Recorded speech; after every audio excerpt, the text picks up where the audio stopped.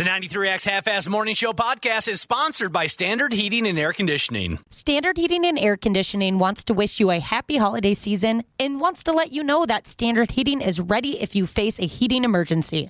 Their expert team is available through the holidays to make sure you stay warm and safe, no matter what. Become a Smart Club member so that you'll have peace of mind knowing that you're covered for the upcoming winter season. For more info or 24/7 emergency heating services, call 612-824-2656. Comfort you deserve since 1930. The 93X Half-Ass Morning Show. 93.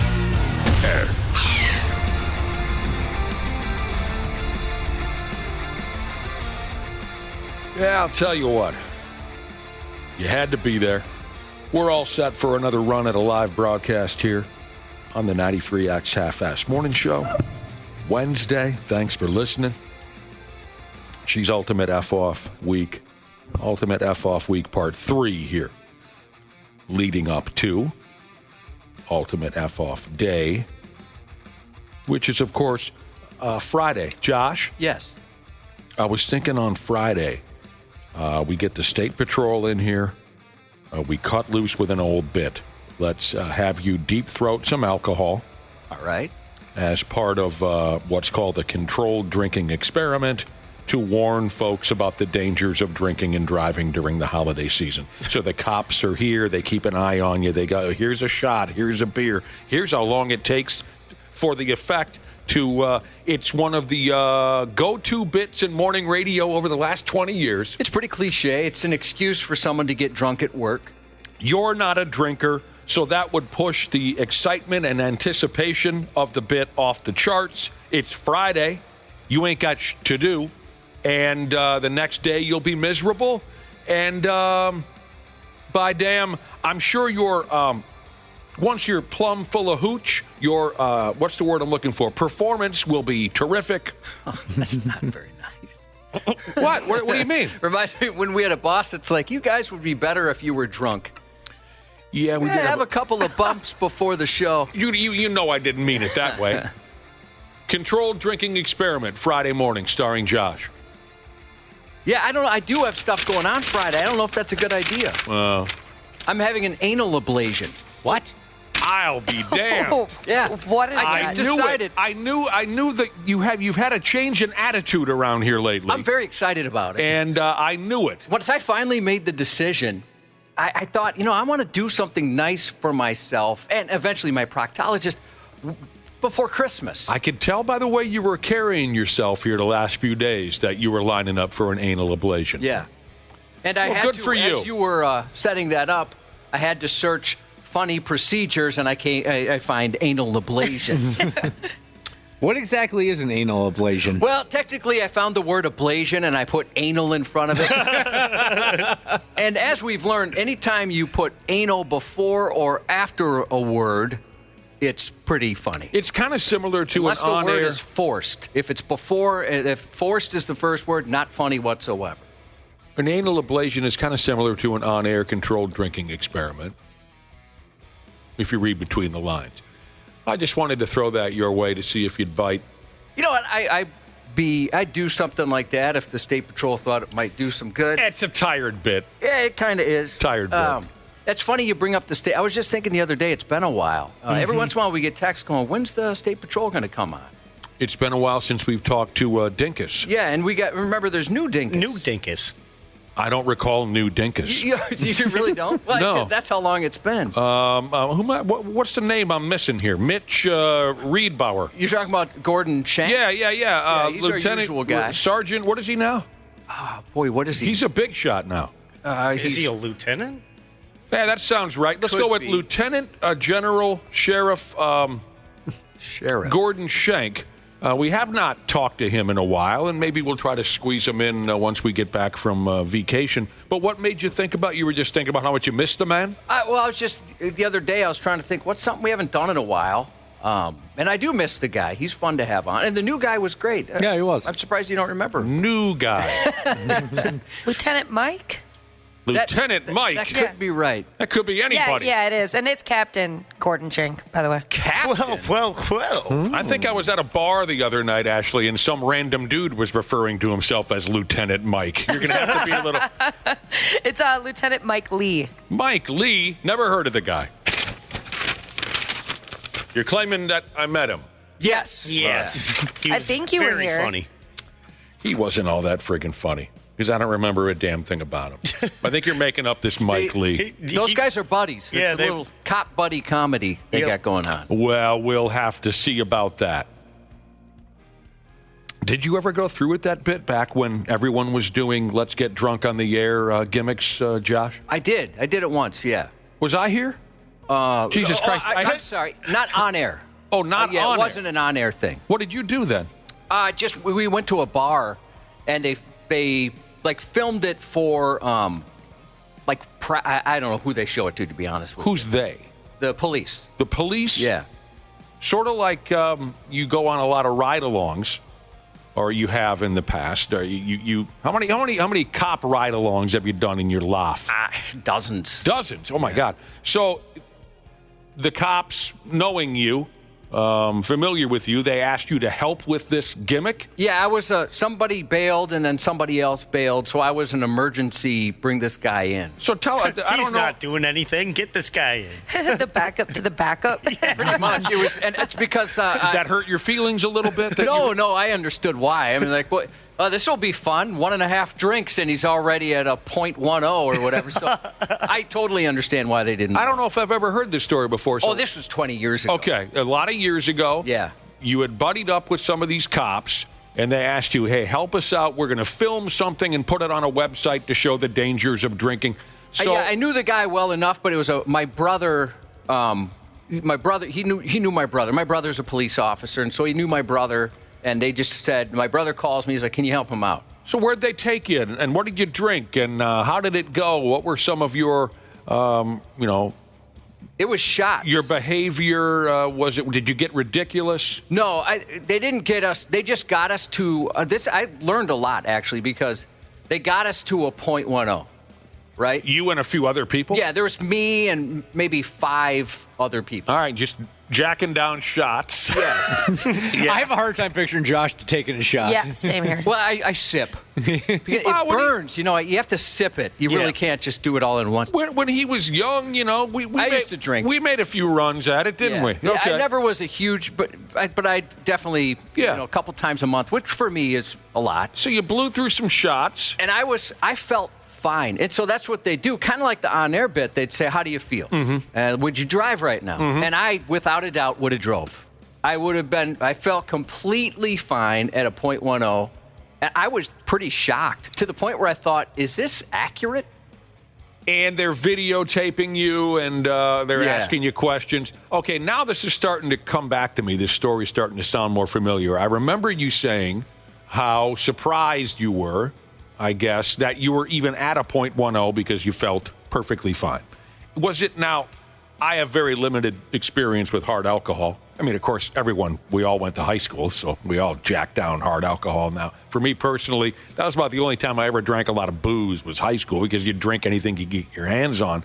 What I remember about alcohol, hard alcohol then, and my random dealings with hard alcohol since is you do feel sharp as a tack, and then that stuff will just sneak up on you. Yeah. Oh, yeah. And then you, boom, all of a sudden you're a mess. So is that kind of what happened to you? Yeah, I would say maybe 20 minutes after I felt completely fine, I could tell, I better not drive. It hit you. Yeah. Did you get that paralyzation in the right side of your face? I probably did. Yeah, I get the droop. So you know how anytime I drink, and it's so obviously not very often, I have to let you know. I want your approval. Yes. I want you to tell me it's going to be okay. You do every time. And this is a true story. Actually, you saw me do it at the Christmas party. It's about every 6 months I'll get a text message from Josh, and he'll say, I had a drinky. Yeah. It's funny you say that, Josh, because I saw you at the Christmas party. You were across the table, and you ordered a drink, and I saw you on your phone, and I thought to myself, I bet he's telling Nick. I think I told your wife, too, because I also want her approval. Yeah, I think I texted you both. And she said she was concerned about both of our drinking. Yeah. Which is ridiculous. The two of you, you and my wife, you're on about the same cycle when it comes to drinking. Is that right? She also maybe has a couple of drinks once a month. You have a couple of drinks. Couple a year, really. Yeah, she almost never drinks. You're the same way. So it's been peer pressure from young people lately. Ashley got me to drink at the Christmas party, and then usually it's my older kids. So that was your only controlled drinking experiment experience. It was, and you're lucky. I almost died. I know. That was a scary later when you're fine, funny day. I mean. You didn't hold back on how you felt about a few coworkers. I was close to death. I really was. Crazy, dude. Really close to death. Made my mother cry. Oh, that's just so. I think you made more than just your mom cry, but for different reasons. Well, I went after some people. You're right. There were people in the building that I let them know that I thought they were garbage. And this was shortly before we worked together. I mean, we were friends, obviously. We knew off the air, but we worked different shifts, and we would come on right after you. And so we weren't working on the No, this was you're right. old We building. we were working in the building together, but we were not working on the same show together. It was maybe 6 months before. That's right. You're right. I almost forgot. And so one of your biggest targets, who deserved it at the time, I liked the person enough, but I understood what you were saying. Mm-hmm. Did have it coming, and later on, totally had it coming, but did have it coming in this case. So lit some people off. up. Yeah. I mean, I was sitting with this person ready to go in there, and then we have to walk by each other afterwards. And that was fairly awkward, but nothing was exchanged after that. It was kind of like, hey. Yeah, I mean, really seriously, a lot of it was fun and a lot of it was very funny because, of course, an angry, silly drunk is always funny. Later that day, there were no laughs being had at my place. I really do think that I came close to something terrible. Yeah, alcohol poisoning, definitely. Oh, I was so What was it, like peach schnapps or something like peppermint. that? Peppermint. Schnapps. Peppermint. Very festive. Schnapps, yeah. Because that was the problem when I was asked, hey, do you want to do this controlled drinking experiment on the air? And the cops will be here, and they'll give you a drink, and then they'll give you a breathalyzer, and they'll talk about the dangers of drinking. I said, sure, it sounds like fun. But I told everyone, I said, I can drink a lot of damn beer.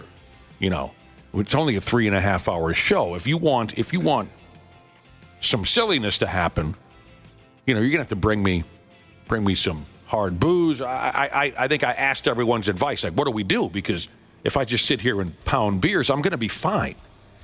And they said, whoever was in charge at the time, Skippy.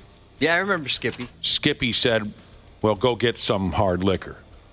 And first off, I thought the radio station would cover it, but no. Of course not. Oh, to be young and naive. I remember when Dana first started here, he asked, he's like, how do we go about expensing things? I'm like, we don't. Don't even worry about it. Save yourself the effort. Yeah, not worth the effort. So at that time and still today, I don't know anything about liquor. So I went and I remembered, okay, when we were young kids, when we'd go ice fishing and whatnot, I enjoyed a couple of bumps of peppermint schnapps.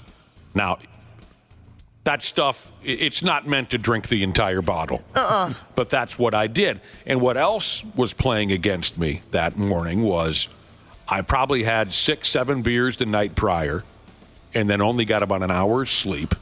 Oh, man. Just kicked it into overdrive. And had nothing to eat. Yeah. You know, I tried to sleep the night before, but I couldn't. It's a problem I've had since I was a kid. So, you know, I'm almost coming in half-cocked.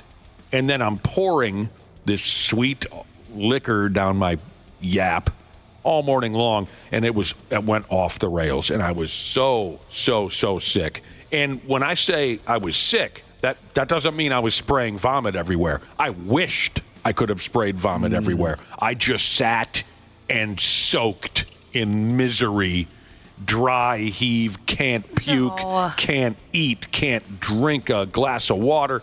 It was, and back to my mother crying. This is the one angle of the story that I should clarify. This is back when my folks were still living in town here before they retired and moved out of town. And my mom would never listen to the show because we were awful. But she would tune in every morning just to make sure that I made it to work. And so that morning she turns on our radio station to check to see that I made it to work.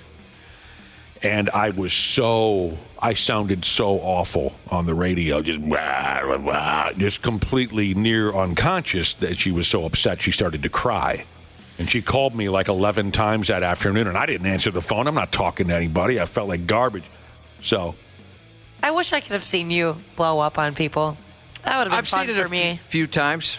Been glad I wasn't the target. Oh, it was nasty. They had to carry me out.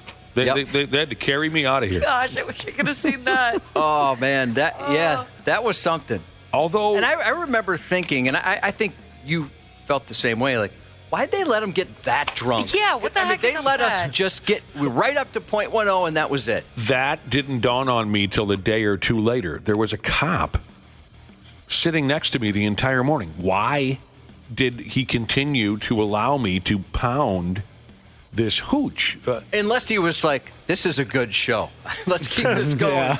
Because somebody, a cop especially, should have taken the bottle away from me. It was out of control, and it got to a dangerous level.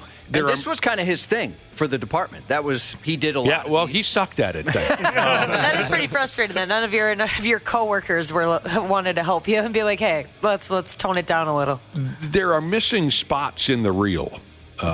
There are portions of that day that I don't remember, but one thing that I will always remember is when my on-air partner at the time poured me into his car and drove me home.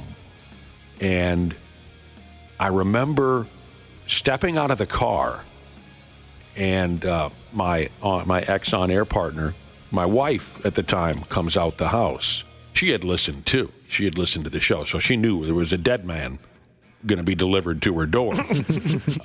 And I remember hearing my on-air partner say, "It's pretty bad." And then I remember the look on my ex-wife's face. She was horrified at the state that I was in. She had to go to work. I just laid in that house praying for, as Josh would say, the sweet release of death. I bet if you ended up going to like the ER, they would have pumped your stomach. Oh, probably, yeah. And I likely should have gone to the hospital. There's a few people texting in saying, do you remember what BAC number you got to? No, I have no idea. Wasn't that the time where the boss brought you in the next day and said that was like your greatest performance or something? And you know what? You didn't swear, which is yes, impressive. I did. Oh, I don't remember that at all. I do remember once I dropped the F-bomb a couple times on our sports guy at the time. I did. On air? Yes. Oh, I don't remember that. Yes, I dumped one or two F-bombs and a BS. So you are human. I'm human. Were you going to credit me for being some professional? Yeah, because I'll loosen up a little bit if I had a couple where maybe an F-bomb comes out. Like I've mentioned before, my older kids like to count it because it's so infrequent. But I don't remember you swearing. It seems like I'd remember that. It happened quickly, and it was only, in about a 45-second window where I couldn't contain myself, and I F-bombed our sports guy. But Josh is right. The next day, I was still a zombie for the most part. Just felt awful. And we did our stupid morning show. I don't recall anything about the following day's broadcast. Not because of the liquor, just because it was so long ago. But I got out into the hallway after the show was over, and our program director at the time, Skippy, he says, hey, Nick, can you duck in here real quick? And I said to myself, yeah, I have this coming. I figured he was going to say, dude, I didn't appreciate the language on the show yesterday, and you verbally attacked a couple of your coworkers. I figured I was going to be reprimanded. So I said to myself, yeah, I have this coming, as I was walking into the office. And he says, yeah, close the door. And he said, hey, man, I'll never forget the exact word he used. And this is a guy who never complimented anybody on anything. Everything was critical, So he says, hey, yesterday, you really shine. I mean, it was just, you were so funny and it was so terrific. And I said, yeah, thanks. And I walked out and I thought, blow me, you jag off. Oh, what a joke. Never compliment anybody on anything. I'm absolutely out of my mind and out of control drunk, and that's when you want to say you did good work yesterday? That dude was such a jack off. Oh, yeah. He's the only boss we've ever had to. We had to tell him he's not allowed to come in the studio when we're broadcasting because he would make coworkers cry. He was such a jerk. Oh, my gosh. That sounds awful. That's awkward to have to tell your boss, like, hey, man, you can't do that because you're destroying people the rest of the show. Friggin' Skippy. Yeah. Skippy. And you can tell. So if I'm going to drink, I text Nick and let him know.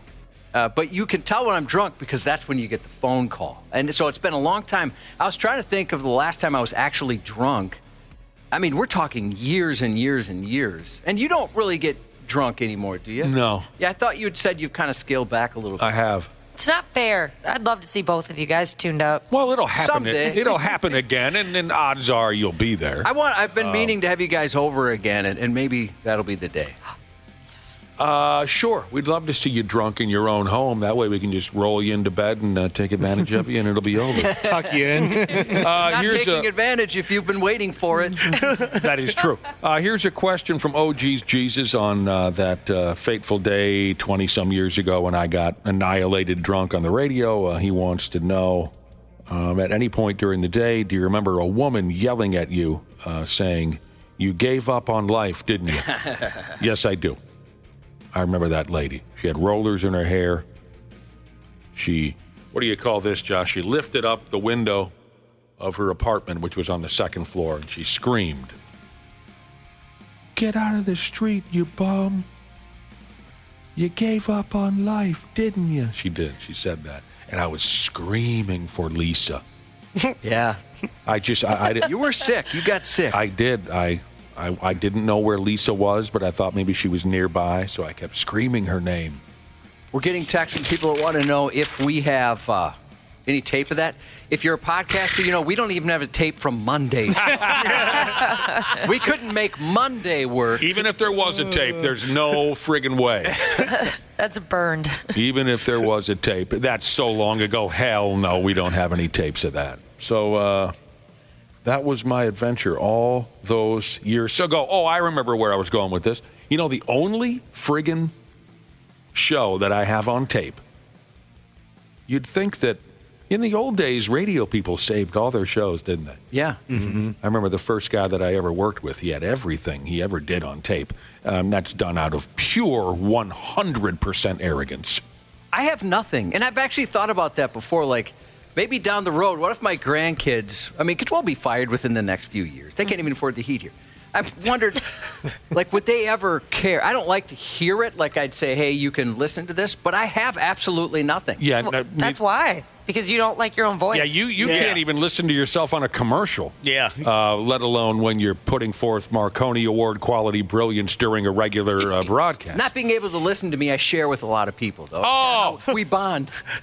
So, yeah, we never saved anything, except I have one cassette tape, and that was, speaking of drinking, that was the day that Ric Flair and Gene Okerlund came to our program drunk.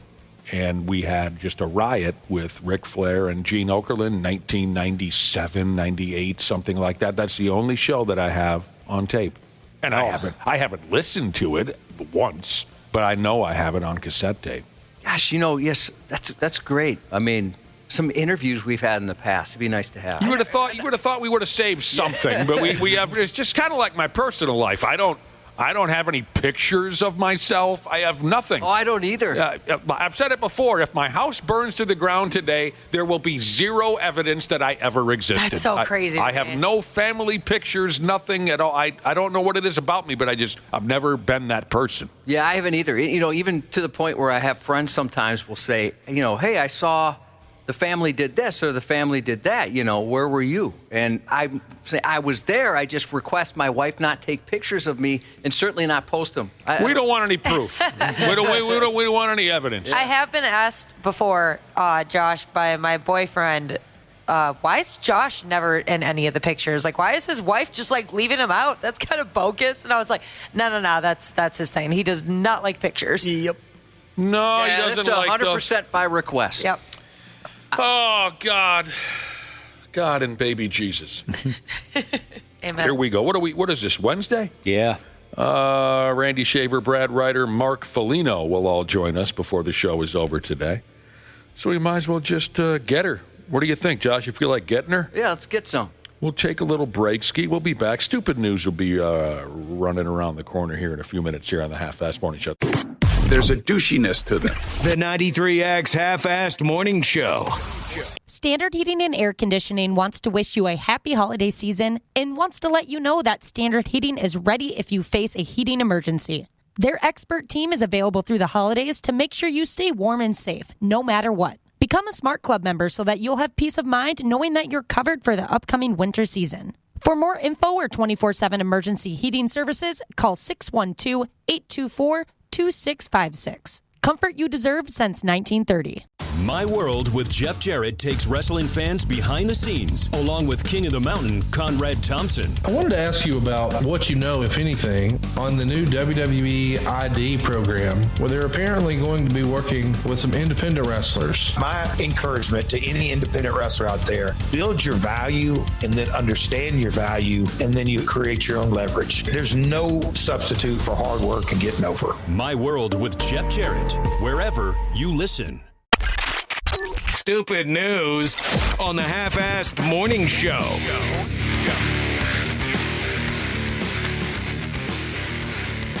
I hear you. You think you've got an obscure hobby?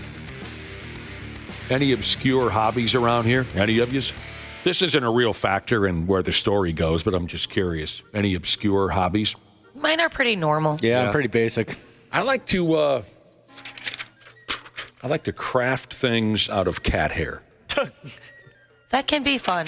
You're a little off topic, Nick. We're talking about obscure hobbies here on 93. I made a bookmark. You did? Yeah. Oh, I'd love something handcrafted by you. You could get dirty with that if you want, but I meant you made me something legit. I like to do that with my own hair.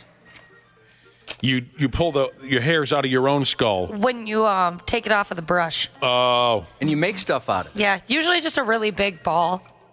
That's the easiest way to go. But it's fun. Like, do it, just rubbing it back and forth in your hand. Are you like me where you eat half of it and then you use the rest to make something meaningful? Oh, now I'm the weird one. Yeah. Save it in one big plastic bag. Let me tell you about a gal who spends her free time out in awful England, by the way. Just terrible. She's a mushroom hunter in her spare time. Oh, I know people that do that. I remember you saying that before. Yeah, they hunt the morale mushrooms and stuff like that. Those are really popular. Boy, does that sound Morale just mushrooms. boring and pointless. Yep. It's not Mushroom- moral? Is it morale? Have I been saying thought it wrong? It was morale. Well, that sounds nicer, doesn't it? It sounds fancier, yeah. I like good morale. What's that like? This gal's a mushroom hunter, is how they call it. So this story cut loose from out that way, like I said, England. This gal by the name of Helen, she was out with her dog, hunting down mushrooms. You need a mushroom hunting dog. Or a pig. Yeah, in that Yep. movie. Yeah, a truffle hunting pig. Yep. What was that movie called? Was it just Pig? Pig. It's a pig. Never I saw watched it. a portion of that. Yeah, with Nicolas Cage. No one ever saw that movie. So, lady's out with her dog hunting mushrooms a day or two ago, don't you know? And she stumbled upon an obvious bang-out spot in the middle of the woods. You know, when I was a kid, I wasn't afraid to fold in the woods. I only Me did either. the outdoor lovemaking just once, and It was overrated. Damn mosquitoes almost killed a pimp one night back in high school. Yeah. Oh, my gosh. That's what got us, too. Mm-hmm. It was too close to like a swampy area. Oh, it was bad. And by that, I mean like legitimately, geographically. Right. When I was younger, it didn't bother me, but maybe like within the last 5 years, tried to attempt that again. And yeah, the bugs are a no-go. Well, when you're young, it's kind of a lot of times your only option. Yeah. Right. Yeah, and that's how it was for us, right? It's like your car, if you're lucky enough to have one, or outdoors somewhere. Right, of course. That's exactly the angle. There's nowhere else to go. Go out into the woods. But yeah, this was a hot, humid summer night. Sort of swampy as well, Josh. Mm-hmm. Again, geographically is what we're discussing. And me and this gal got the clothes off, and I'll tell you what, the mosquitoes just feasted on our flesh. So it was, if anybody was listening in the distance, they probably thought there was some kinky spanking going on or something. But it was just the two of us just constantly, son of a... I didn't even realize it until later when I had the world's itchiest butt, and I thought, oh my goodness, what did she give me? She gave me a butt TD of some sort. No, it was the skeeters just tossing your salad. I never looked at it that way. All right, anyways, gal out in the woods with her dog. And she walks up on a little spot out there where it's obvious some folks have been penetrating each other. And possibly penetrating themselves. One of the unique things she found out there was a fat-ass dildo that had been fastened to a flippin' tree trunk. That's pretty funny. Like, in case anyone's confused, like you might press a suction cup dildo up onto the fridge and let the fridge take you to Pound Town. This here was a dildo hanging off a tree trunk. It was tied to the tree. So someone could just get their pants down and back into the pig. It's really a disturbing sight, I have to be honest. When I saw the pictures, I just thought, someone's been killed out there, possibly. Yeah, it's not sexual, it's something worse. Yeah, Creepy. it does not come off sexual. And it's too high. Yeah, it's really high. Were they practicing oral on it, or why is it that high? Oh, I did not even notice the height. I did not. And that is large. Yes. Yeah. Oh, it's like people can take that? It's like a barrel. It's like an old whiskey barrel, thickness-wise, I think.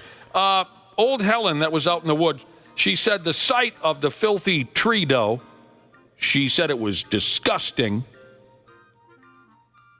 She also said it's concerning that things like that are happening in these woods right next to a walking path. Now, did you folks know this? And maybe this is just an English thing. It says here, out-of-doors sex is called dogging. I've never heard it called that before. Me either. Well, then it's likely... I thought that's just what they called it over there. In England? Yeah. Yeah, that's got to be what it is. Yeah. This is an English story written by those friggin' people.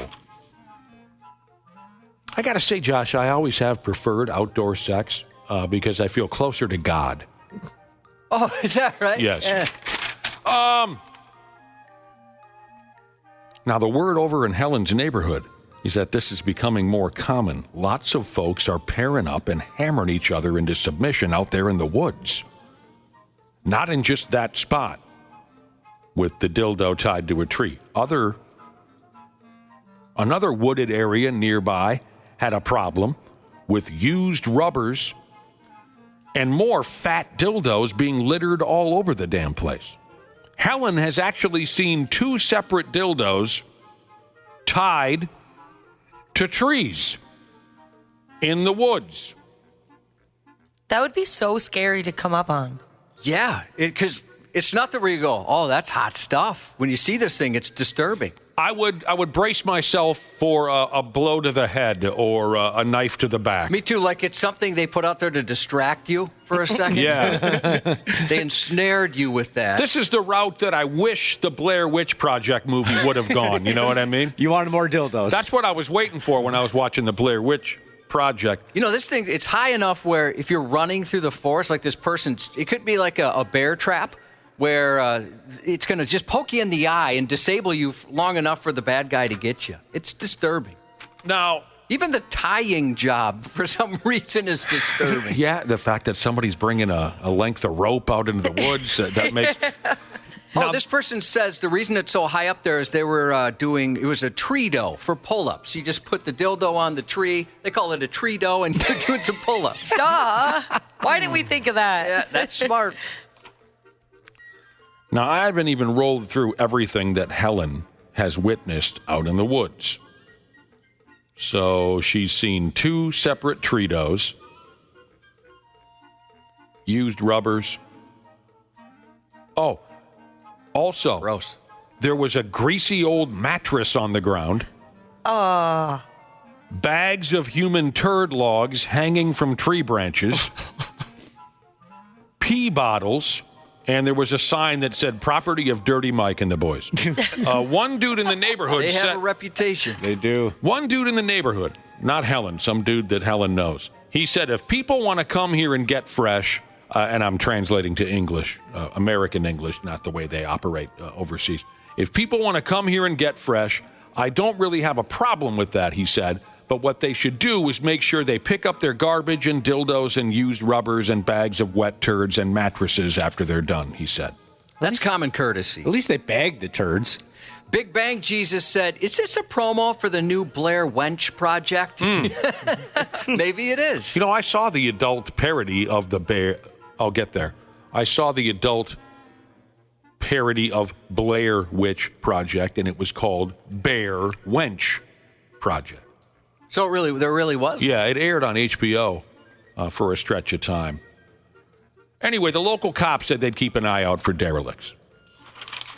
This is up on 93x.com, by the way. I mean, everything's blurred, but it's still, you have to see the height of the dildo. That I didn't notice. What I noticed was that it's the girth of a monster truck tire.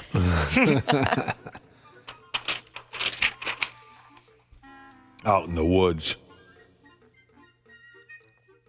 Oh, I remember some times out in the woods. I do. Yeah, I just had the one. And it was on like a little walking bridge. You know what I'm talking about? Those little arched walking bridges that are really more for decoration. There's romantic. Really no point. Is that what you call it?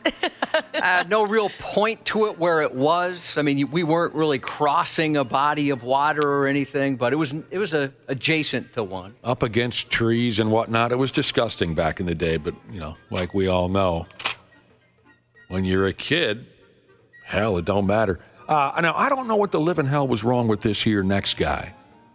I'll just go ahead and tell you what he did to earn a spot in today's Stupid News report. The dude, he swallowed a live chick, and then he died, and then the chick died. 35-year-old feller. Where is he? He's in India, living out there in India. He suffocated to death. And the word in town is he swallowed the little baby chick because of some whack-ass belief that it would help him to become more fertile. He wanted to make one of those babies. He wanted to become a dad. So, of course, you murder an animal in the most bizarre way possible. That's one way to do it. At least he believed that's one way I can become fertile. I have to swallow a live baby bird. You know, there'll be a lot of family get-togethers, I'd imagine, for the holidays. And maybe you've got that uncle or a cousin or something like that. They have all the conspiracy theories in the world. And just to make it tolerable, think about this guy and realize could be worse. They're not at the swallow a baby bird for better semen level yet. It's probably good that he wasn't able to reproduce. Yeah, natural That's a good selection. point. You make a good point, Josh. Ashley makes a good point, sure. This guy, he was at home when he tried to gut the little chickie chick. And he dropped dead. He choked on the damn thing, and he dropped dead. Now, the doctors who performed his autopsy, I guess they didn't know the whole story, because it says here the fellas about their pants when they saw that the dead guy had a baby bird lodged in his friggin' throat. That's something important to mention to those guys, I think. Well, information sometimes gets overlooked. So they're cracking this guy open to see what happened, and there's a dead bird in his throat with a very confused look on its face. I used to deliver lube by the truckload, Jesus said. That's just nature taking care of itself. Right. Mm-hmm. That's Darwin right there. So that's what happened to that guy. I have a bird swallowing story, but I don't think it's right for the radio anymore. I was going to bring it up, and I had that same thought. A buddy of mine was part of something terrible when he was young. I still find the story funny because I know the guy.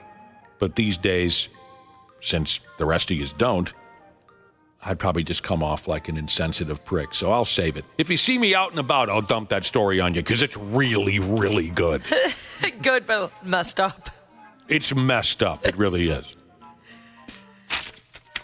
The title of the story is The Things That People Will Do for Free Marijuana in Princeton, Minnesota in the early 1980s. So if you see me, say, hey, dude, can I hear the story about the things that people will do for free marijuana in Princeton, Minnesota in the early 1980s? I'll tell it to you.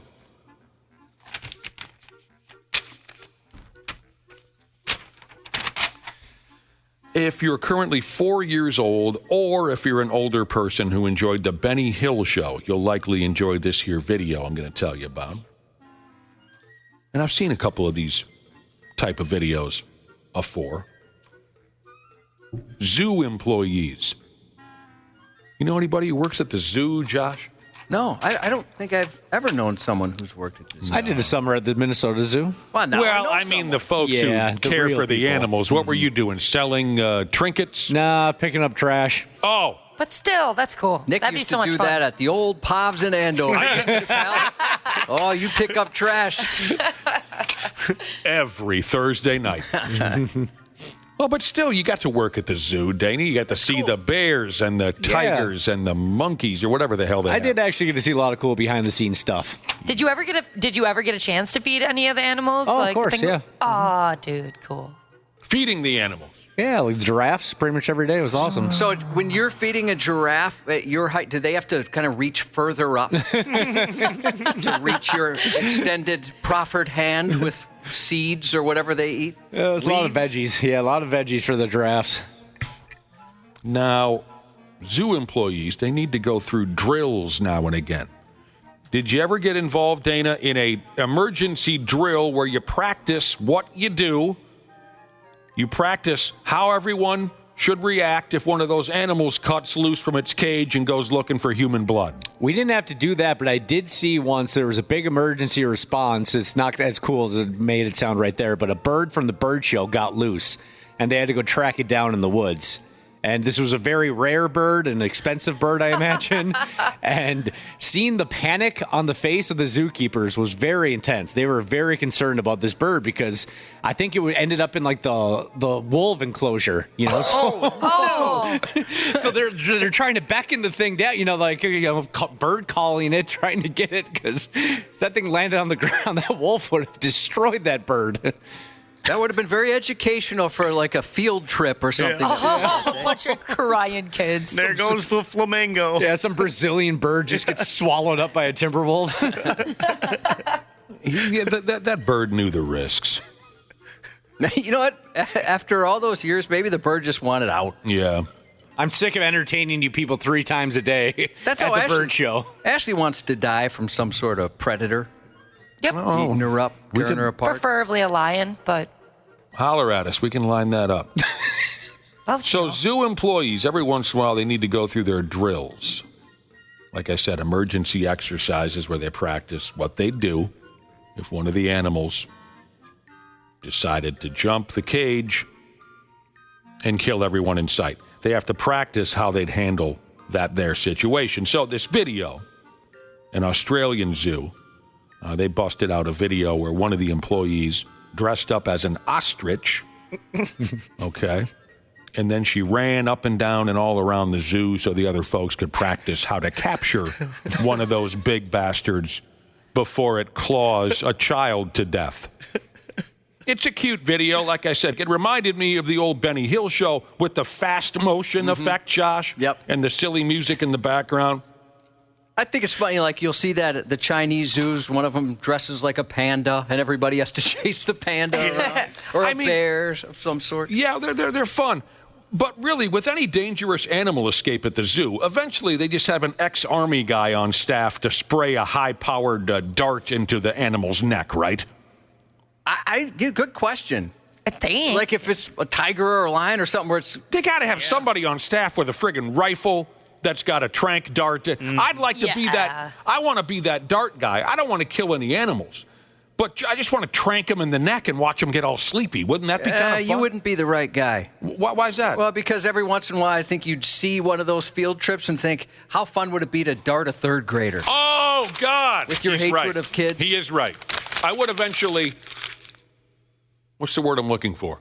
I would eventually fantasize over darting an entire class of fourth graders. Yeah. I would. As a kid's just about to put the ice cream cone to his lips.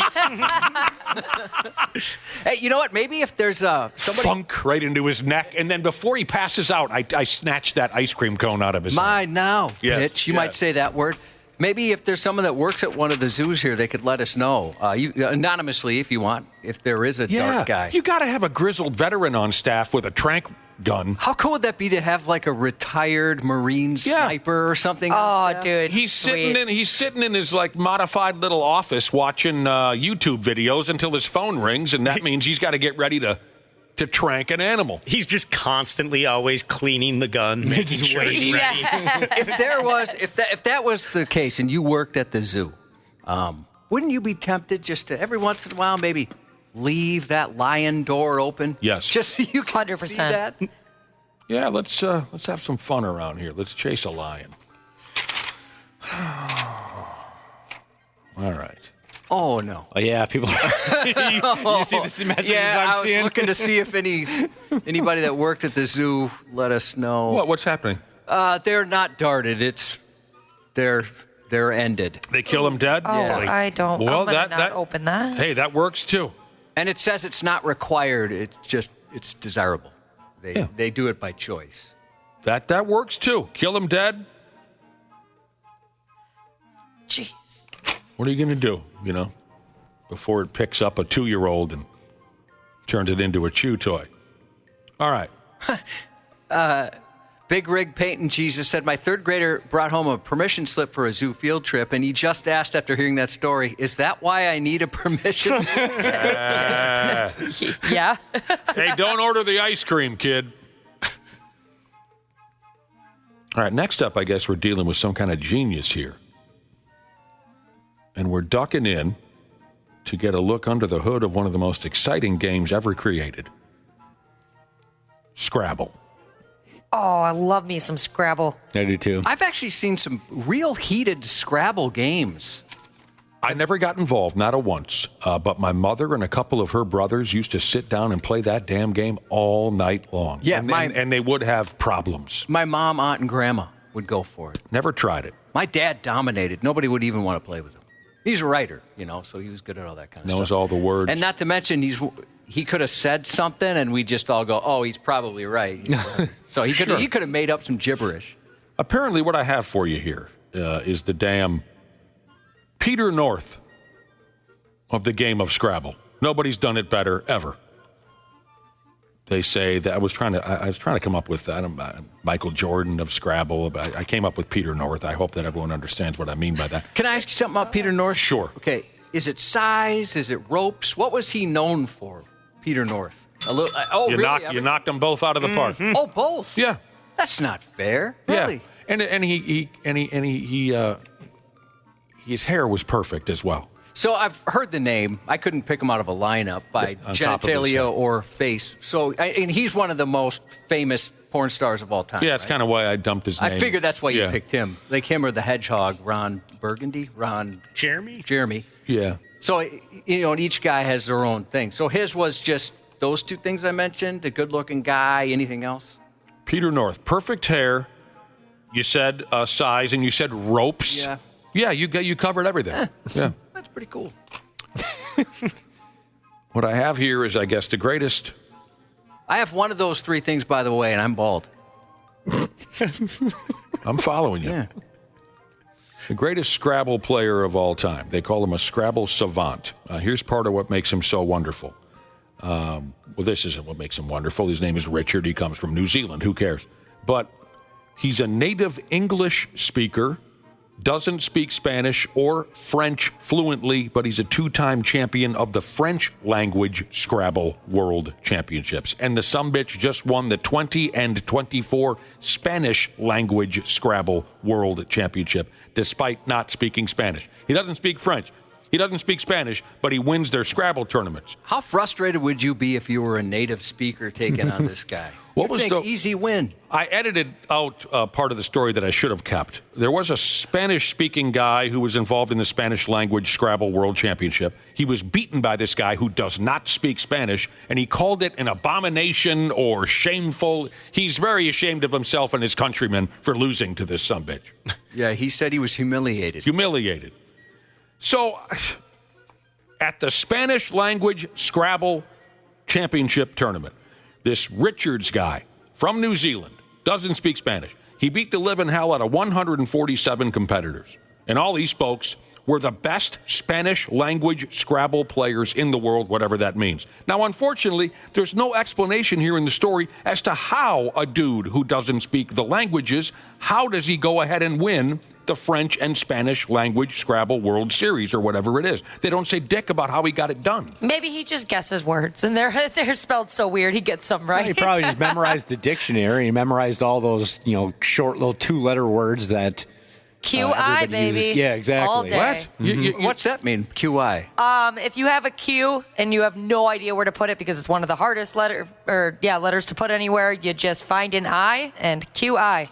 It's usually a decent amount of points. I don't know what the hell. I didn't know that. Uh-huh. You guys are making it sound so simple. This guy beat 147 of the greatest Spanish Scrabble players ever, and he doesn't speak Spanish. You guys are saying, well, maybe he just did this. And maybe he has a photographic memory. I enjoyed this part of the story. Okay. Despite being the biggest name in Scrabble, this Richards guy, they say here, he's apparently a bit of a recluse. I don't think that surprises anybody. I don't think anyone here assumed that he was a guy who might bring a bag of cocaine and a couple of FHM models to your beer party. You know what I mean?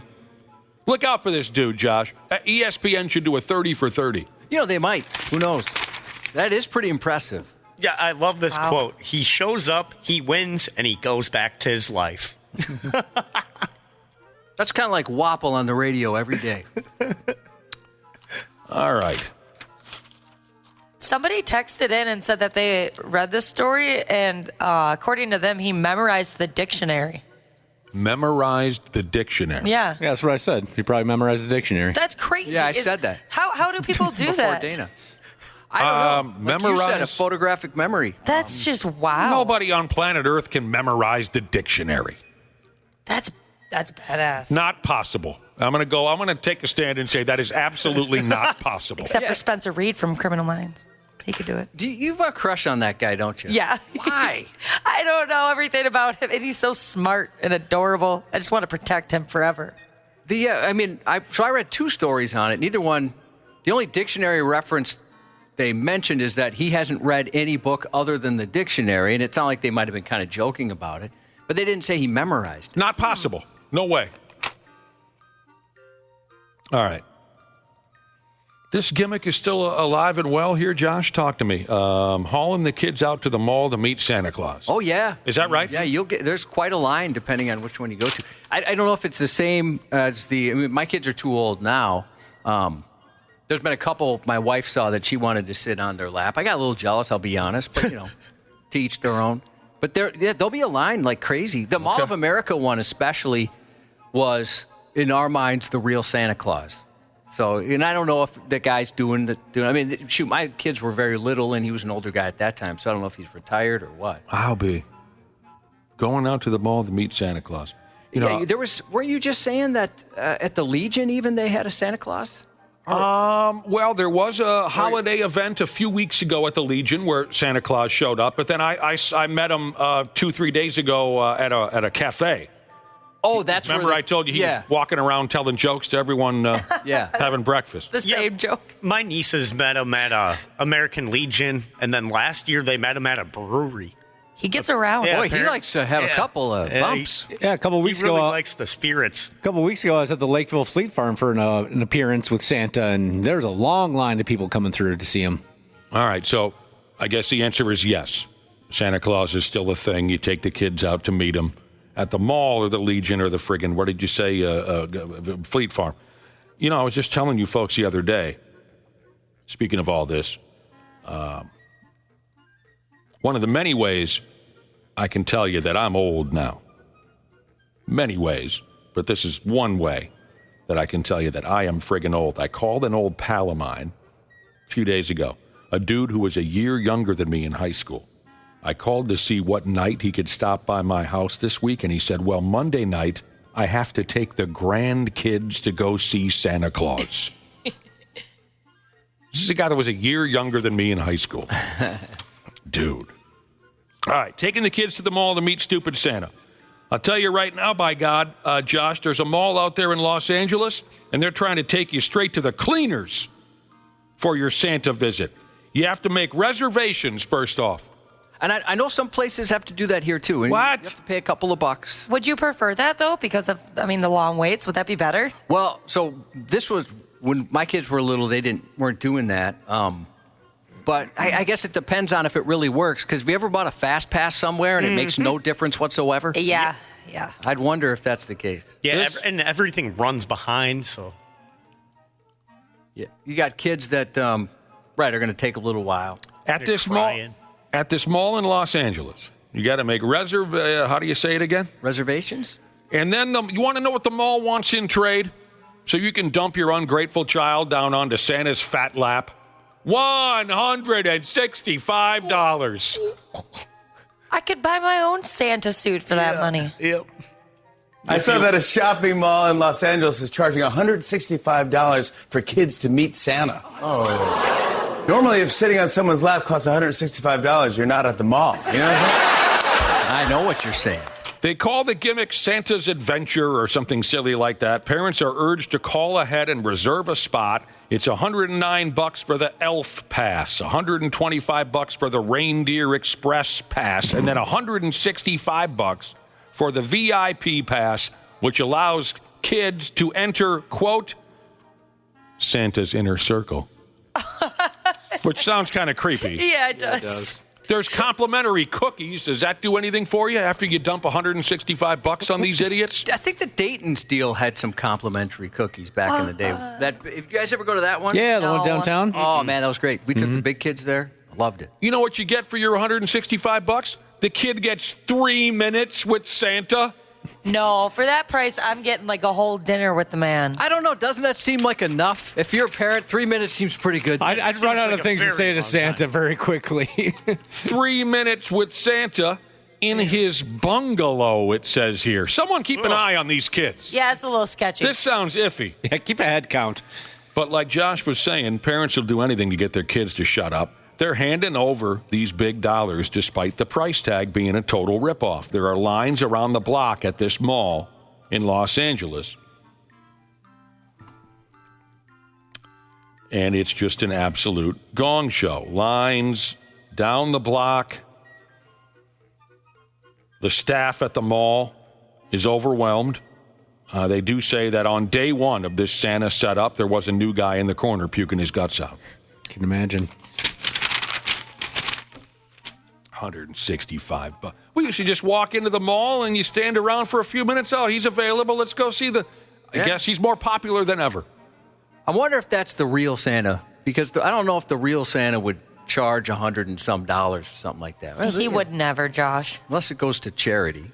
And I'm guessing the $165 is just to meet the guy. Then you pay for different type of photo packages, you know? Oh, I forgot. Yeah, that's how they always get you. How soon If I before it's a remember subscription service like everything else? No. Actually, Dana, if I remember right from reading the story, they don't have professional photographers there for any of that crap. Just bring your cell phone. Oh, okay. They don't do any of that fancy schmancy cheese. And then, I don't know, the photographer gets worn out by that. That's I don't know. Crazier than. I don't play this game. Did you guys pay? Or No. Josh, did you pay when you brought your kids to see Santa? I don't remember my parents They never paying. charged anything, no. Yeah, I thought it was just supposed to be a free thing. Everybody gets a chance to meet Santa. It is supposed to be a free thing. You're right. Bastards. My children are going to be furious. You don't... We'll be right back on the Half-Assed Morning Show. Wait. Sports on the 93X Half-Assed Morning Show. Hey, you were right about office Christmas parties. They're fantastic. It's like watching a soap opera, what with all the drunken misbehavior and ill-advised hookups. Which office is that in?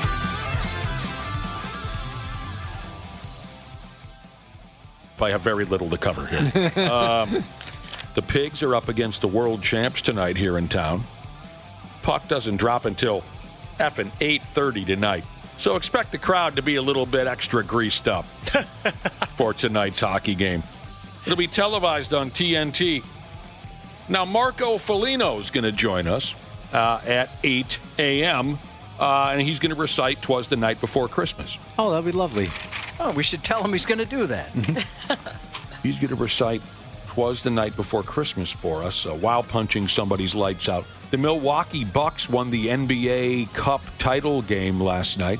We got to take a break, Ski, but coming up in about a half hour, Randy Shaver, Brad Ryder, and about an hour from now, we'll talk to Marcus Felino about this and that. Josh's news is coming up next. There's a douchiness to them. The 93X Half-Assed Morning Show. Standard Heating and Air Conditioning wants to wish you a happy holiday season and wants to let you know that Standard Heating is ready if you face a heating emergency. Their expert team is available through the holidays to make sure you stay warm and safe, no matter what. Become a Smart Club member so that you'll have peace of mind knowing that you're covered for the upcoming winter season. For more info or 24/7 emergency heating services, call 612-824-2656. Comfort you deserve since 1930. Named one of the best personal finance podcasts, The Stacking Benjamin Show with Joe and his friends makes financial literacy fun. Draymond Green has a podcast. He was asking Mark Cuban why at the beginning of 2024, Cuban sold a huge part of his company. He's like, did you see how much money I got? I'm sure there's a more graceful answer than that. But dude, I bought it for $200 million and sold it for $6 billion. Like, what the heck? Of course I don't think it was that much more graceful than that. Find out more by searching the Stacking Benjamins podcast wherever you listen. Half-Assed Morning Show. 93X. No call to the authorities, no call to 911, no call to the police. Things they did after the incident are unforgivable. And they've got a duty to protect those children. I'll tell you what, duty was an appropriate word. A Texas family is suing a daycare after their 2-year-old daughter fell into a 6 or 7 foot deep drain filled with poop. Ooh. And was left there for nearly an hour before anyone noticed. According to a new lawsuit, the little girl was playing on the daycare playground with other children when she fell into an uncovered drain. The lid, ominously labeled "Danger, Do Not Enter, Fatal Poison Gas," reportedly either flipped back over or was replaced, trapping her inside. There she goes. When a teacher brought the children back into the daycare before 4, the turd-covered toddler was unknowingly left behind, alone, submerged in fecal matter. Oh. To make matters worse, a staff member signed the girl out of the classroom at 4:01 p.m., apparently just assuming she'd been picked up without checking to confirm. Wow, this place sucks. That triggered an automatic email to the child's parents, alerting her father, who, when he called the daycare, the owner blamed a glitch and insisted, no, the girl's right here. She wasn't. Not covered in poop. Suspicious, the dad asked his wife to go to the daycare and figure out what was happening. It was only then, the lawsuit claims, staff began to realize the child was missing. Yet, shockingly, even after discovering the girl was gone, they didn't call 911 or notify anyone, despite the very real possibility the toddler could have been kidnapped. According to the family's attorney, the drain resembled a septic tank filled with what he described as a swampy mess of fecal matter. He said the little girl was trapped up to her neck in the sewage. Initially, staff claimed the girl had only been trapped for 5 to 10 minutes, but messages between teachers later painted a different and much poopier picture. Did she have to eat her way out? They didn't mention that. One teacher wrote the situation was really effed and revealed she could hear the girl screaming from inside the drain. I'm just getting a kick out of the fact that a teacher referred to a situation as really effed. Yeah, they took their cell phones and found some of these texts. The message further detailed how staff were unable to reach the girl, and a parent ultimately helped pull her out. The child, described by the teacher in one text as blue and pale, was reportedly, quote, covered in S and, quote, peeing out dirty water.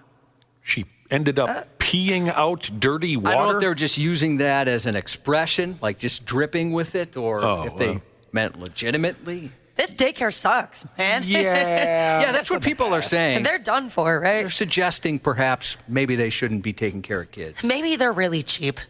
Let me just throw this your way. Now, there are plenty of wonderful people who care for children. But have you guys had the same experience where you know somebody a little bit, maybe even know them pretty well, but you don't know what they do for a living, and then you find out that they care for children, and you say, "You care for children?" You know what I'm saying? Where I'm going with this is I have to admit that I've met some people who do that for a living, and they can't even take care of their damn selves by a long shot, and I wonder how this happens. Yeah, I don't personally, but there's a couple friends I can think of that if they told me that, I'd be quite shocked. And unfortunately, one of them has kids. A 32-year-old Georgia man was arrested Monday after he pulled a real Grinch move, breaking into an elementary school and swiping the kids' Christmas presents. For this to happen around this time of year, it's very sad. It's a very sad commentary, I think. Authorities say the suspect broke in early Sunday morning, rifling through wrapped gifts and snagging expensive ones like a Coach bag and a guitar, which begs the question, what kind of fancy school is this? No kidding. Yeah. A Coach bag? He also opened several holiday cards, taking whatever cash or valuables he could get his hands on. And the break-in wasn't exactly subtle. Officials report 7 interior door windows were shattered during the burglary. Unfortunately for the Georgia Grinch, he didn't have as much Big D energy as he may have originally thought. In fact, his penis shrunk 3 sizes that day because the school's surveillance cameras caught it all on tape. And it was humbling for the man. Detectives quite easily secured a warrant and made their arrest. A 36-year-old man in Pennsylvania lost it last week while under the influence of drugs. Keaton Gaines showed up to a family's home, naked, told a woman it's time to meet the Lord, and began punching her right in the head. Oh, God. She got away long enough to call 911, but in the meantime, Keaton locked himself in a bathroom with the woman's husband and 2 kids. Locked himself in the bathroom with her husband and 2 children. He didn't hurt anyone, but he did occupy his time praying loudly. Why didn't the husband just start beating his ass? Maybe because the guy was also drinking toilet water. When police got there, they tried to subdue him, but perhaps fueled by faith or fecal water, he fought, managing to injure 2 of them. One trooper suffered broken ribs, and another sex life is on hold after breaking his hand. Gaines was eventually given a sedative and taken to a hospital. Wow, this guy's... Those kids learned something. Yeah. The power of prayer. That guy might need to talk to somebody. A 35-year-old... I have a feeling he's talking to a lot of people. They just don't exist. None of them are real. That's all he does all day long is talk to people.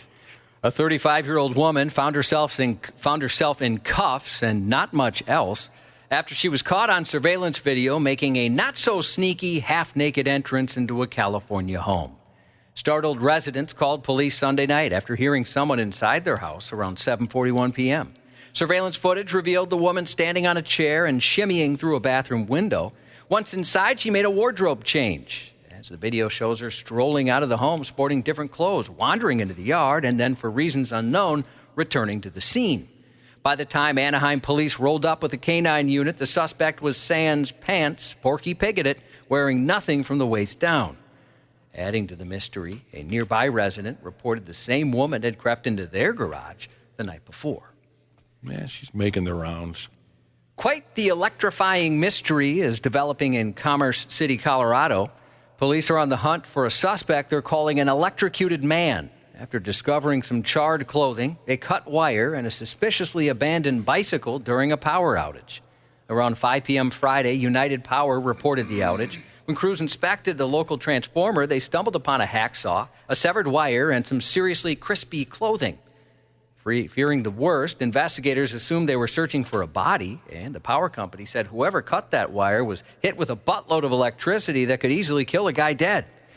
But, shockingly, surveillance video captured 2 explosions, followed by someone casually walking away from the scene. Police and power company officials both said they couldn't believe the person survived. Now authorities are hoping someone recognizes the abandoned bicycle or has information about electrocuted man who they believe most definitely is in need of some medical attention. So what do they assume he was up to? Stealing wire. Stealing wire? Yeah. Got himself electrocuted. That's a thing? And he walked away. Yeah. Oh, yeah, yeah, like copper and stuff. There's a... copper wire. Okay, that makes a little more sense to me.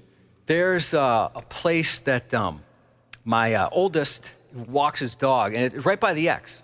And so we go with him sometimes, and all the street, I'm not exaggerating, all the lights on this path have stolen wire. They're still like that, huh? Okay. I know exactly what park you're talking about, or that area, because... It's forever. Yep. I went there last year, and all of them are ripped out. I've seen stories on the television news about how the cops and whoever else needs to be called in a situation like this, they can't keep up with everyone. Because it's crazy expensive. Fingering at these wires all night long. Okay, I think I follow this now.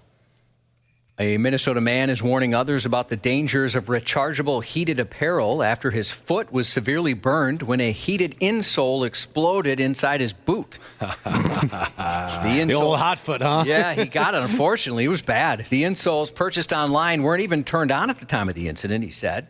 He'd been using the insoles during deer hunting season, despite noticing they weren't working well.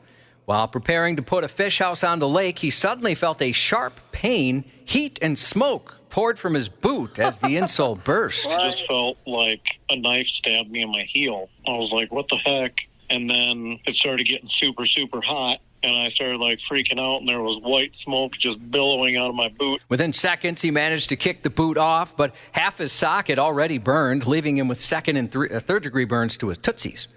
Doctors treating him said he wasn't alone. He was the third case they'd seen involving rechargeable heated products that week.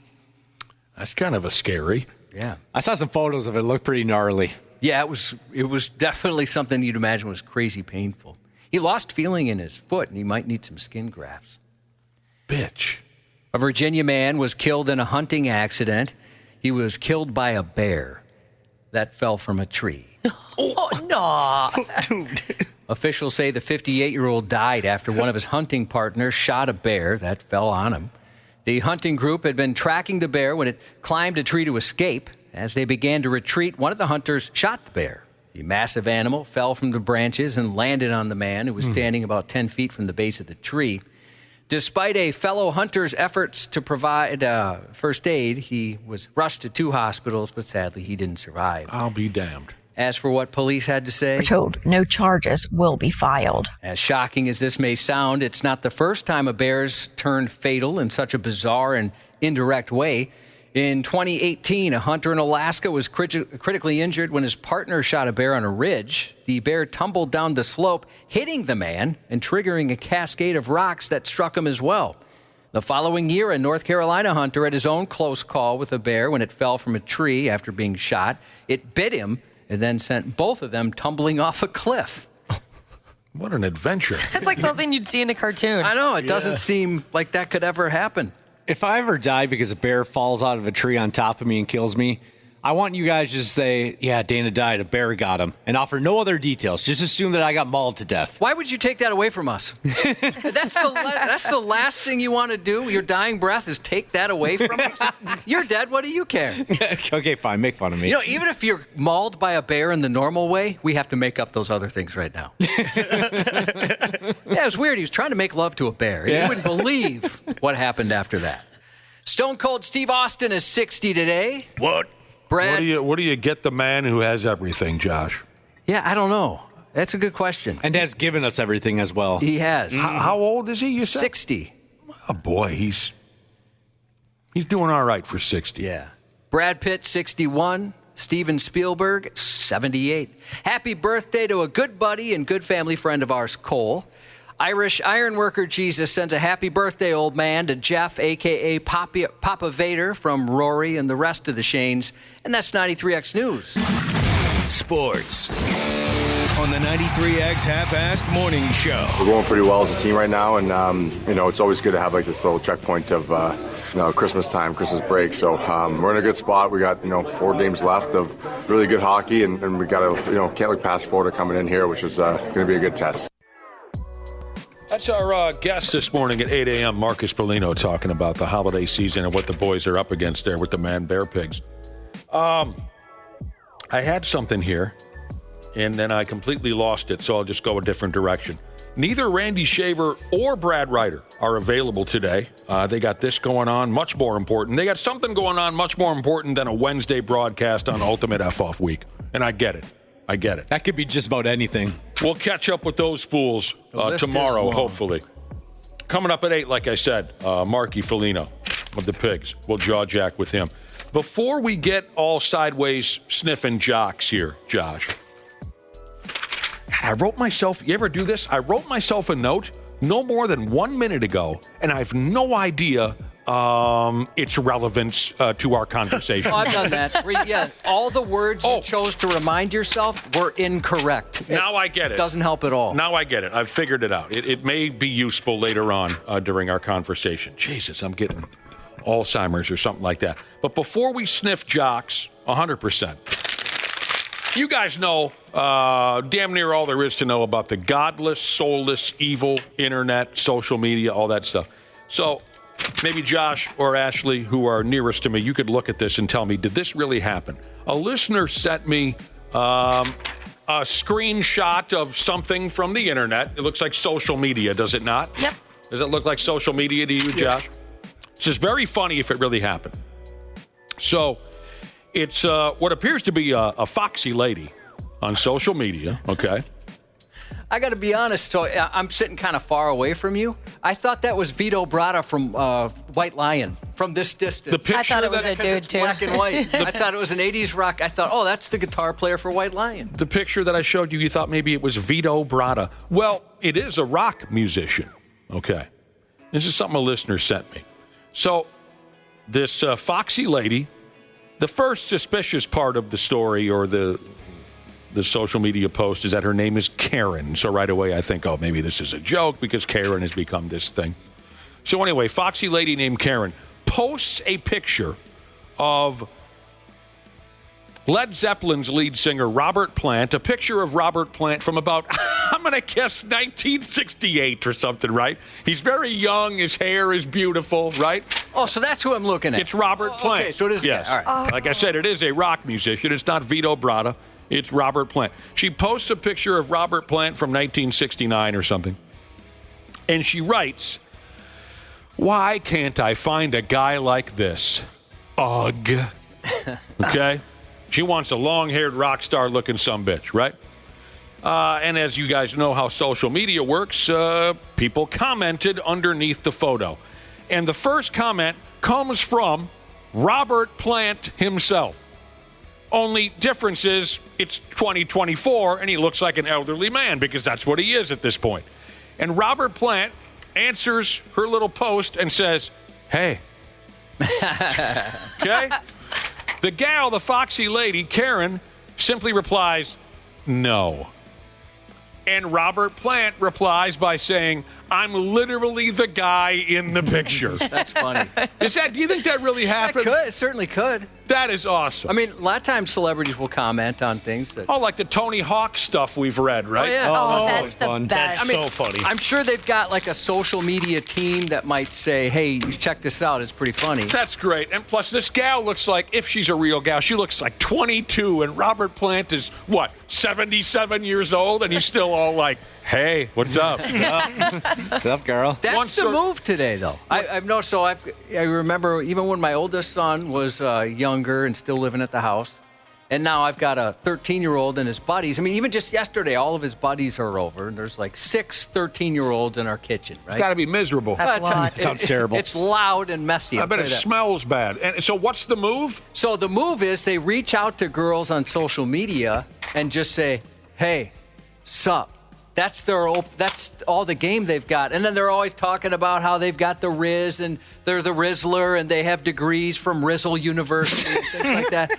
Like that is not a move. That's not Riz. That is the most Rizless thing you could do. And that's so common. It's been happening for years. These lucky little punk bastards these days, just to be able to reach out to any girl on planet Earth. And I mean, just the idea that they could contact any girl on planet Earth, and even if all they say is sup and triz or whatever the hell you're talking about, they're able to contact.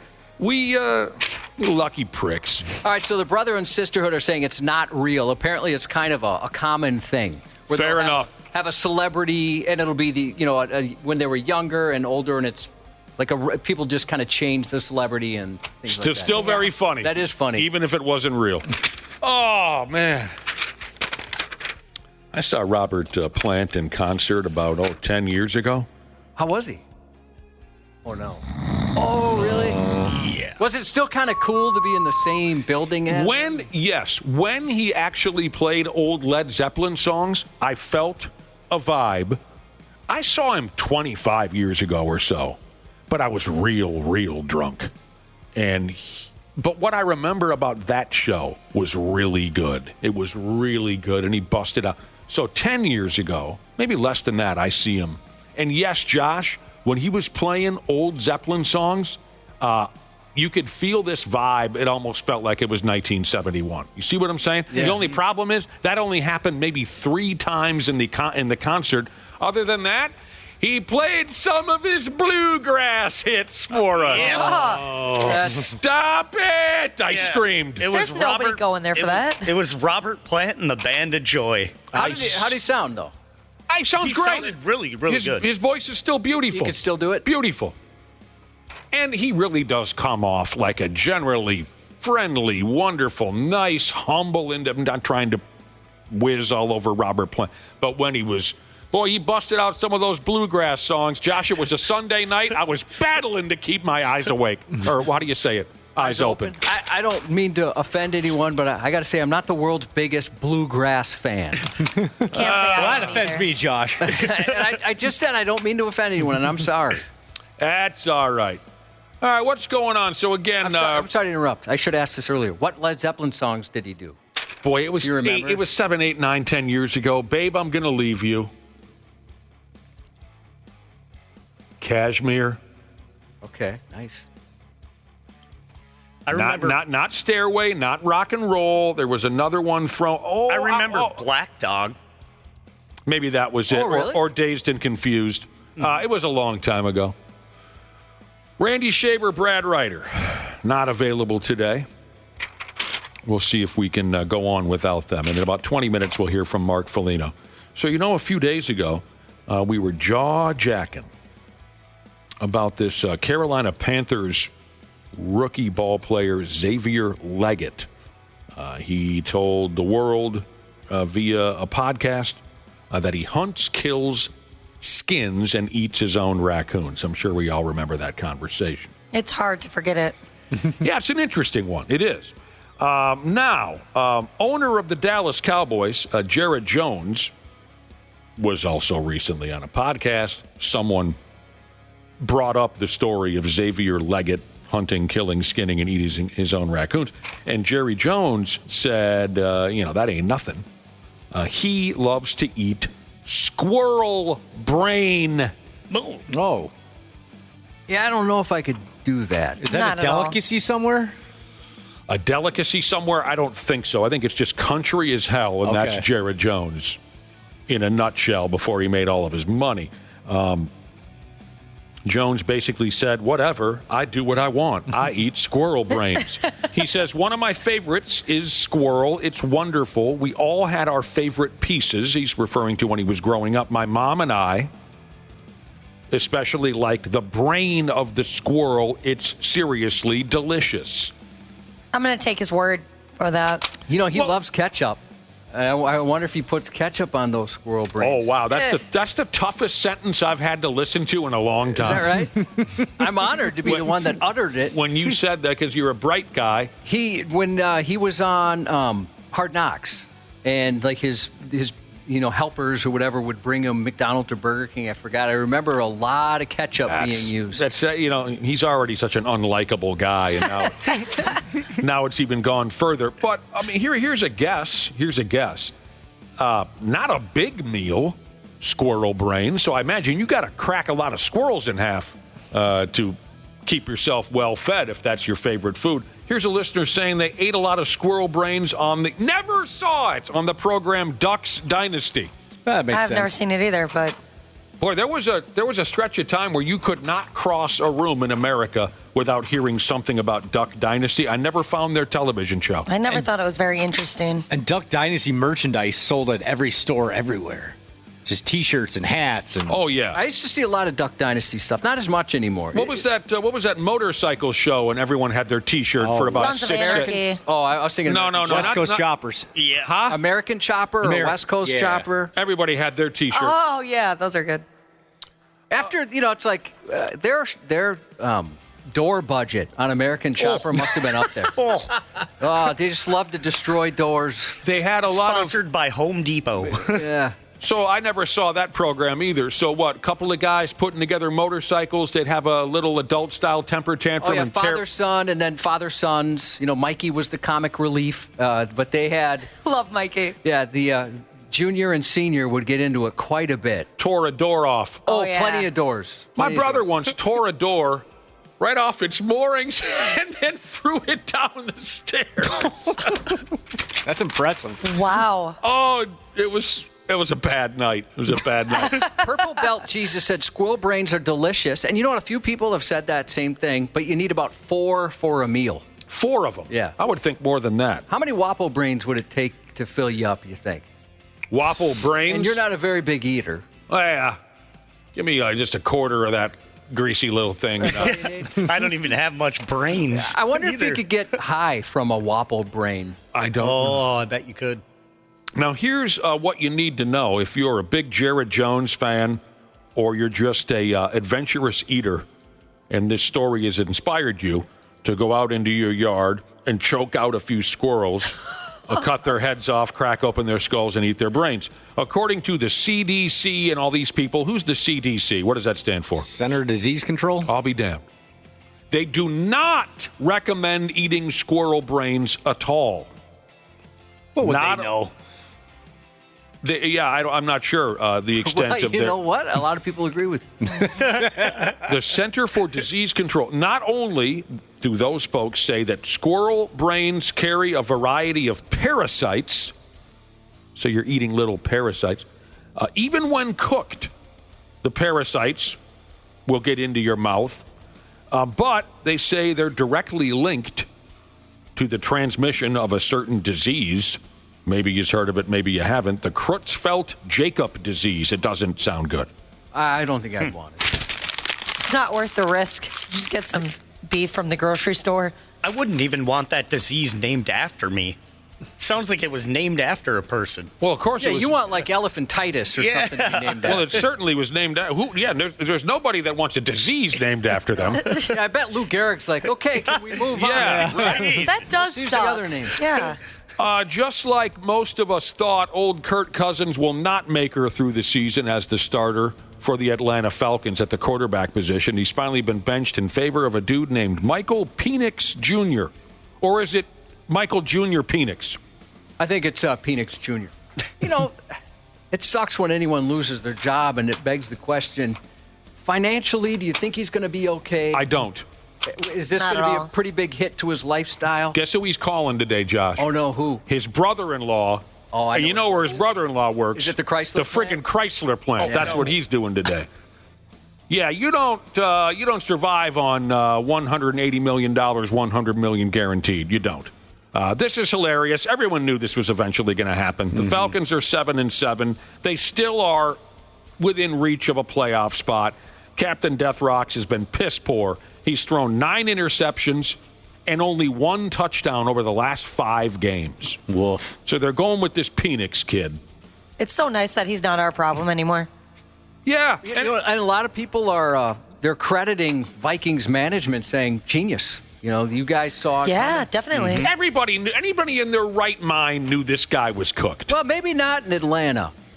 Maybe, $100 million guaranteed, as you said. That's incredible. God, you got to feel a little dumb for that. But the fact that they drafted that Penix kid and the Penix kid, however you pronounce it, in the first round, Penix, shows that they didn't really have all that much faith either. Yeah. I'm a big Penix guy, personally. I look forward to seeing Penix exposed on the football field. You're not the only one. Yeah, that was the whole mystery of it all. You're going to hand this guy $100 million guaranteed, and you're going to draft a quarterback, number 8 overall. So Penix will make his first career start Sunday against the always tough New York Giants. All right. What do you think of this, Josh? So we talked briefly about this yesterday. Patrick Mahomes, starting quarterback for the Kansas City Chiefs. It's just been a miserable stretch with the Kansas City Chiefs being everywhere and all the time. We all know it. It has to stop. It has to stop. Or we're going to lose our friggin' minds. Patrick Mahomes has a sprained ankle.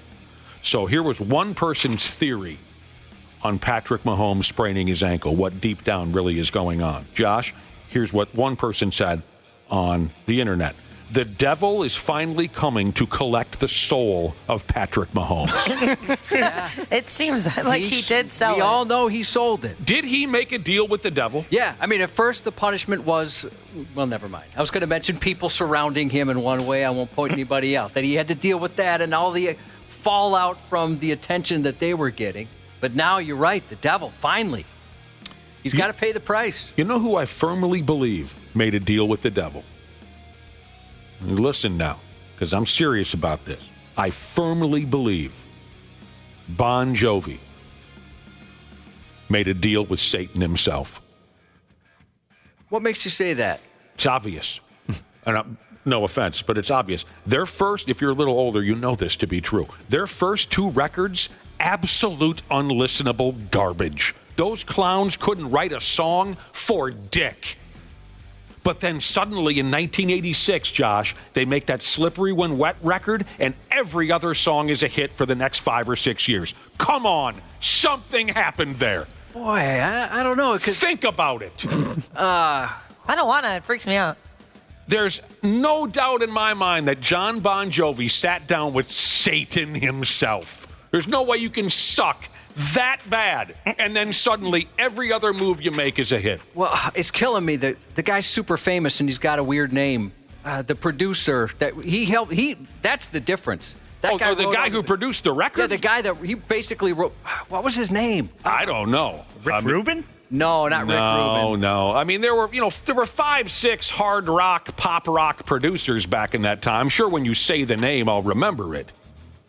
I mean, I know they hired Desmond Child to write. That's the guy, Desmond Child. He's a songwriter, but he worked with. But here's the thing, Josh. Desmond Child wrote song after song after song after song with other hard rock bands and had moderate success. Sometimes that's the difference is John Bon Jovi and his deal that he made with the underworld. Boy, maybe. I don't know. Because Desmond Child didn't walk into every studio and just start spraying hits out of his ass. Maybe Desmond Child is... Well, no. I'm not going to put that out there. Who else has obviously made a deal with Satan? Come on. Keith Richards. What do you mean? Just because of his longevity? Yeah, the longevity of his life. Well, I don't know. I think that's just getting lucky, Yeah, thank you for the tech. Yeah, not Mutt Lange. I understand why you'd say that, because it's a goofy name, and he's a guy that's written a ton of hit songs. Well, I mean, people... Maybe OJ? What do you mean? What? Because maybe like because the he devil got off helped the him get hook, away so to with speak. things. Yeah. I'm talking about someone who's on top of the world, and you can't explain it. Tom Hanks, or not Tom Hanks. Oh boy, he was just at the Olympics. Oh, Brad Pitt. Brad Pitt? Why Brad Pitt? Well, he's actually talented. Yeah, he's a talented, good-looking cat. Kind of goofy. Yeah, when you're that good looking, you don't have to make a deal with the devil. No, yeah, you don't have to even have talent. I don't. Okay, so maybe Bon Jovi's the only one. I'll go to my grave believing there's no way. Bon Jovi's second record, it was called like 7,800 Fahrenheit or something like that. Yeah. It only came out a year or two before Slippery When Wet. You cannot get through that album. It's so bad. Oh, really? You think it's that bad? Oh, it's you don't like In and Out of Love? In and Out of Love? No. It's garbage. The whole record is garbage. I'm telling you. Ashley brought up OJ. As far as we know, he didn't admit, as he was dying, he didn't admit that he killed his wife and that other dude. He didn't. When Bon Jovi's on his deathbed, I bet he admits, yeah, I sat down with Satan himself. That's where Slippery When Wet came from. All right. Maybe you guys didn't need to hear my problems. I don't know. There were two bowl games last night. Pardon me. There are two bowl games tonight, so please don't bother me during the Boca Raton Bowl tonight, Josh. It's Western Kentucky versus James Madison. Although when I say Western Kentucky out loud, it always kind of makes me feel good because that's where Clem Haskin went to college. That's right. You're a Clem guy. I love Clem. And then later tonight, there's the... You're a Clemenist, is what you are. You're a big, big fan. Dude, I am a raving Clemenist. Yes. I am. You believe in Clem. What was the later game? Bowl. It's the... No, there's more to it. That's why I was having trouble. It's the Art of Sport LA Bowl. Art of Sport. Maybe that's a new a brand name for hoodies or something. Or is it like a gambling site? Jogging pants? Probably. Here it says body care for athletes. It's a complete line of daily essential body and skincare products made for athletes. Dude, that's awesome that you found that. The Art of Sport LA Bowl tonight features the University of California at Berkeley against the University of Nevada at Las Vegas. Do they make anything for the Art of Couch or something that would be more appropriate for my lifestyle? You look that up. The Milwaukee Bucks won the NBA Cup title last night. They took down the Oklahoma City Ball Club. So we're done with that. It doesn't bother me. I mean, I know it's kind of silly, but so what? The NBA Cup. I mean, some folks are just downright aggravated. Oh, it doesn't mean anything. We all know it doesn't mean anything. It's just money for the players. And they seem to enjoy it. They seem to have a good... But the Bucks didn't make a big deal out of it, by damn. The NBA, Josh, laid out several boxes of champagne and safety goggles in the locker room so the Bucks could celebrate winning this tournament. Nobody popped a single damn cork. Yeah, I guess we're not that into it. That's lame. I hope some security guard got to go home with a big case of champagne. Well, no, the NBA said they're going to go ahead and donate the champagne to Toys for Tots. For the, That's great of them. Well, Doc Rivers, the head coach, whether he's being serious or not, he said they're being superstitious by refusing to celebrate this trophy. They want to focus on the big schmear at the end of the year. They're keeping their focus on the remainder of the season. Now, that sounds good. It sounds like something a coach would say. But I just think the players thought, okay, I don't need to get drunk tonight because we beat Oklahoma City. You know. Yeah, we've got a flight back to Milwaukee. Right. We got a game with Toronto, whatever. So, but they had the booze there in case the guys wanted to cut it loose. The Savannah Bananas announced that they've sold out their first ever NFL stadium game. Oh, my God. You were kind of pumped about this, weren't you? You like the Savannah Bananas, Josh? You know what, I really do. And Okay. I'd love to see them. I check their schedule every year. I mean, I'd love to see them as much as a guy who lives 15 minutes away from, the Saints Stadium. That's about it. I'll drive to that to see them. But that's effort. Yeah, that's enough for me. That's enough effort. I'm leaving my zip code, but I would love to see them at some point. And this is very cool that they're able to do this. But I wonder even if they came to town, if it would be nearly impossible to get tickets to see them. Oh, it will be. Once they do come to town, it'll be a gangbang to try to get a ticket to one of their games. So I thought about driving to Iowa a couple years back. I think they were. I thought it was Iowa. They were going to play. The team that they play, the Party Animals, they're going to be here in St. Paul August 1st and 2nd. Yeah, they sent us over to the B Squad. That kind of stinks. Yep. Yeah, they said the Savannah Bananas coming to town, and that wasn't the case. Yeah, I got all excited. I thought that would be a lot of fun, but no, they're sending us like the Washington Generals, basically. Yeah, so people are saying they're coming to CHS. No, unfortunately they're not. But that's how it was publicized. Unless there's been something new. Nope. Bananas, still the Party Animals. The Bananas are undertaking their first ever stadium tour. They're calling it the 20 Ad 25 Banana Ball World Tour. On March 15th, they'll play those Party Animals in front of 65,000 people at Raymond James Stadium, stadium there in Tampa Bay, Florida. That'll be their first big show.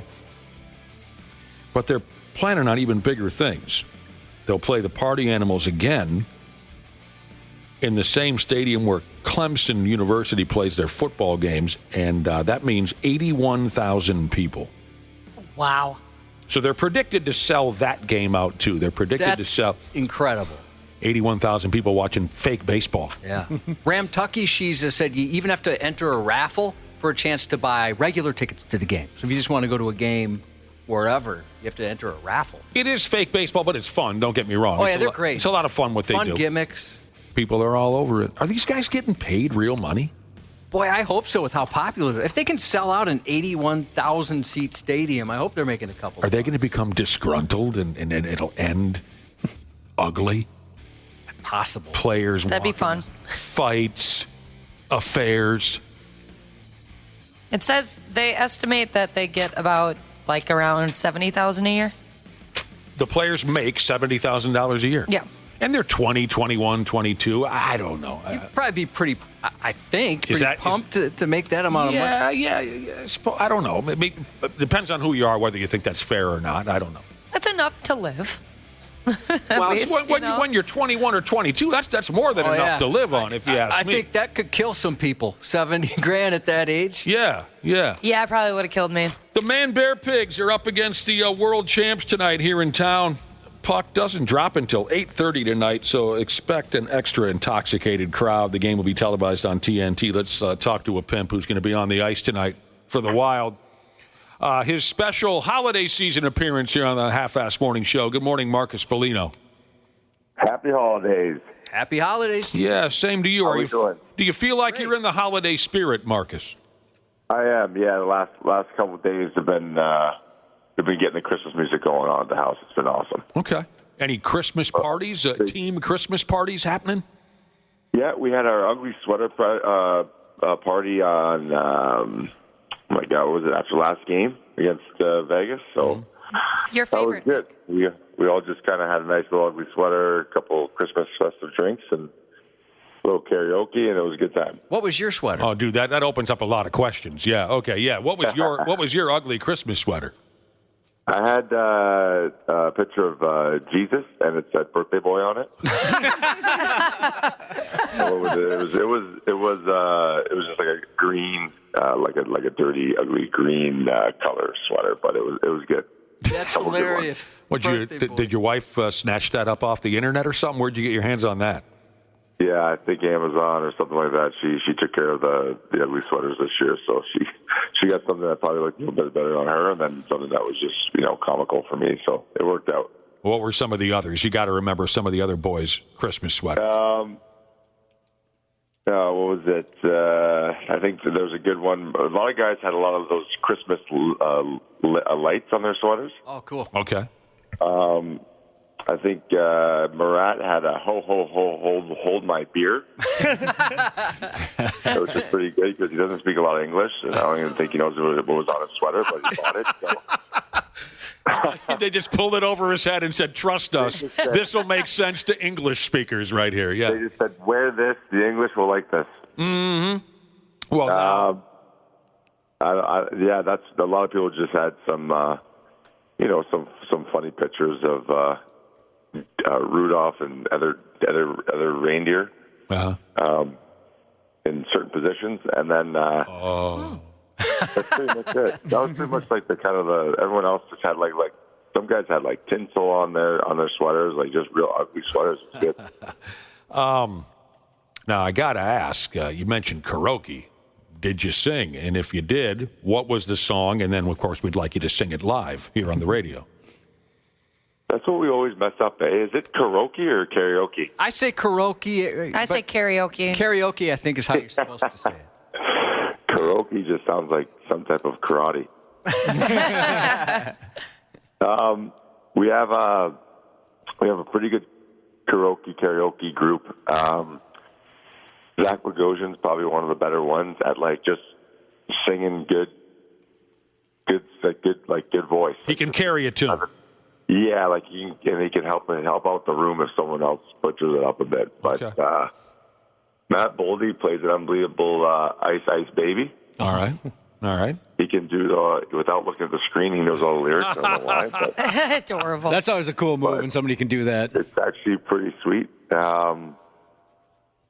Who else? I mean, we don't have too many voices on this team, but that'd be the biggest one. Johnny Merrill gets up there sometimes and sings some funny old school raps, so it's pretty good. Well, that's cool. I mean, you got a couple guys that can sing, but as everybody knows, the bulk of the fun of karaoke is when somebody's awful. That's part of the fun. Yeah. We had. I'll never forget, I think last year we had Connor Dewar go up on stage, and that was probably the worst thing I've ever seen. He's not anymore, but it was one of those where it kind of it was comical, but it was also after the thought, it was like, never do that again. But it was good. It's fun to see guys let loose. That's the biggest thing about karaoke. All right, absolutely. Have a few laughs, have a couple of drinks. Oh, yeah. Holiday spirit, that whole thing. I hate to bring this up to you, Marcus, but a couple people have texted in. You were talking about the ugly Christmas sweater party you guys had the other night. Did any of your teammates, God, I hate to say this because I'm so burned out on it. Did any of your teammates have any Christmas sweaters that paid homage to the Hawk to a girl? No, we actually had none of those. Thank God. Yeah. Anyone can get famous these days, eh? Isn't that the friggin' truth? It's a lot different than it used to be. Isn't that the friggin' You had to earn it back in the day. Well, we're glad to hear that you're in the holiday spirit. And, I haven't looked at your schedule. You guys don't play on Christmas or anything like that, do you?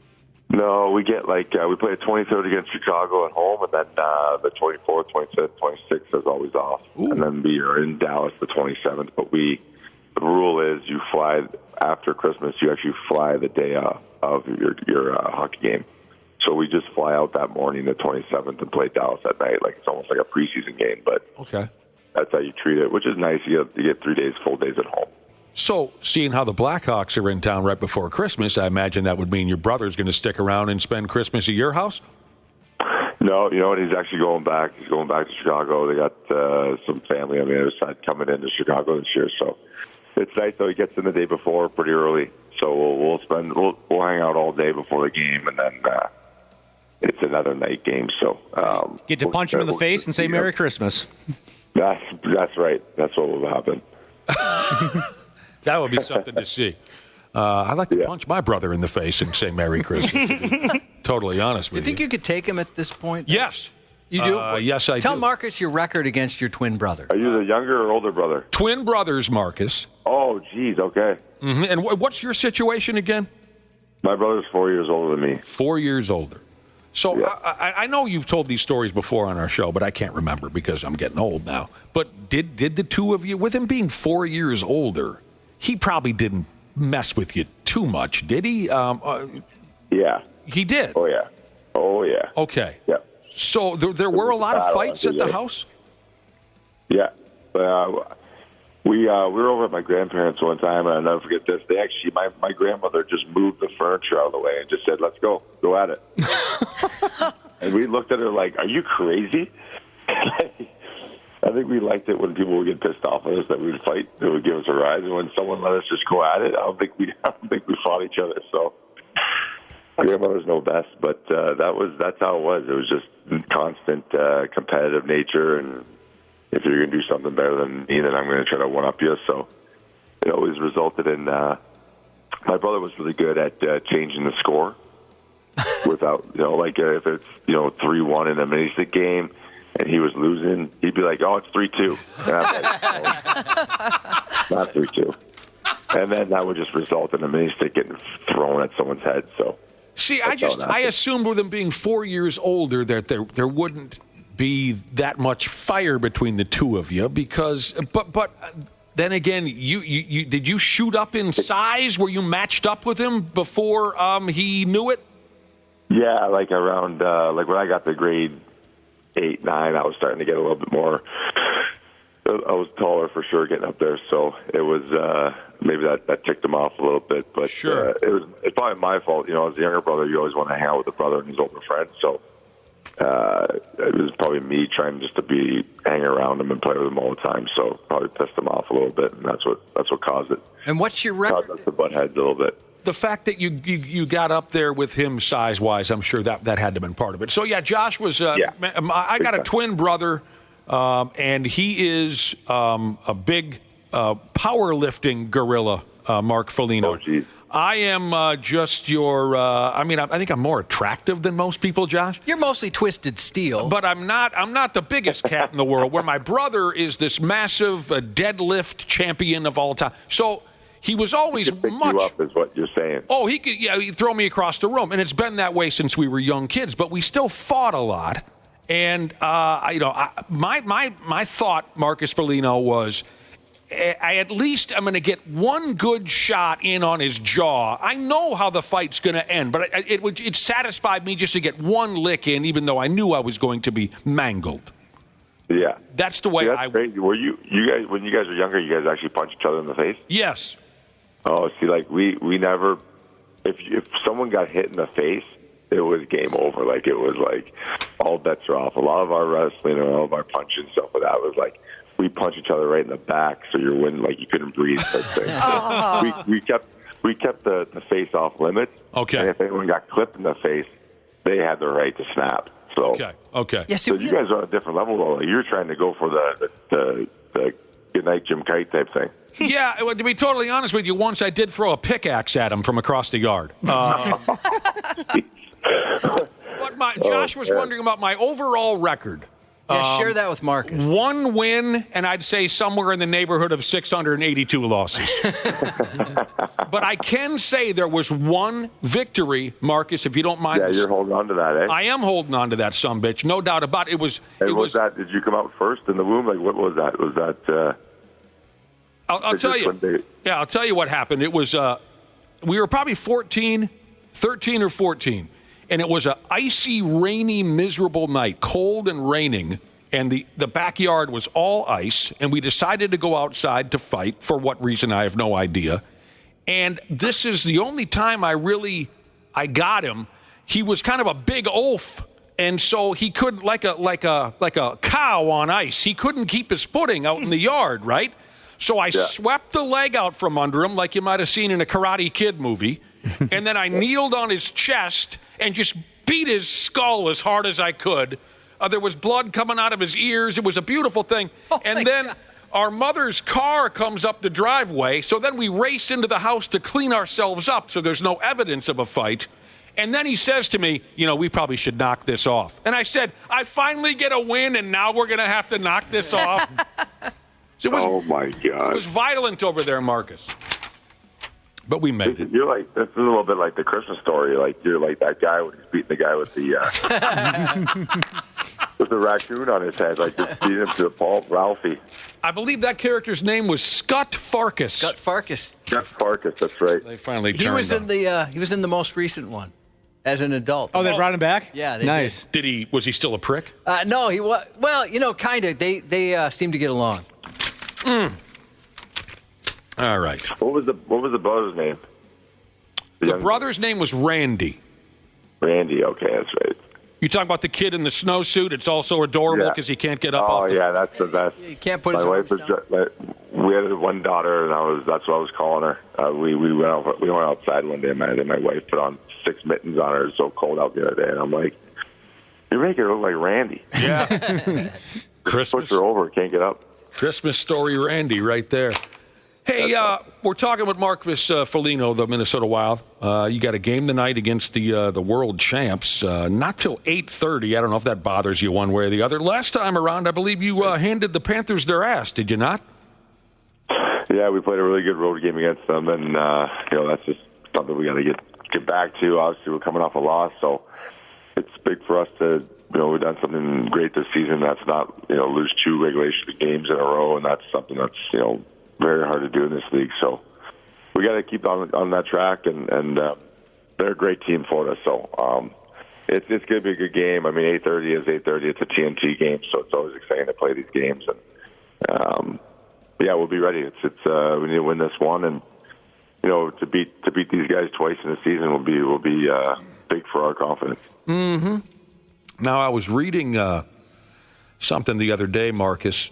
The Ottawa Senators ended up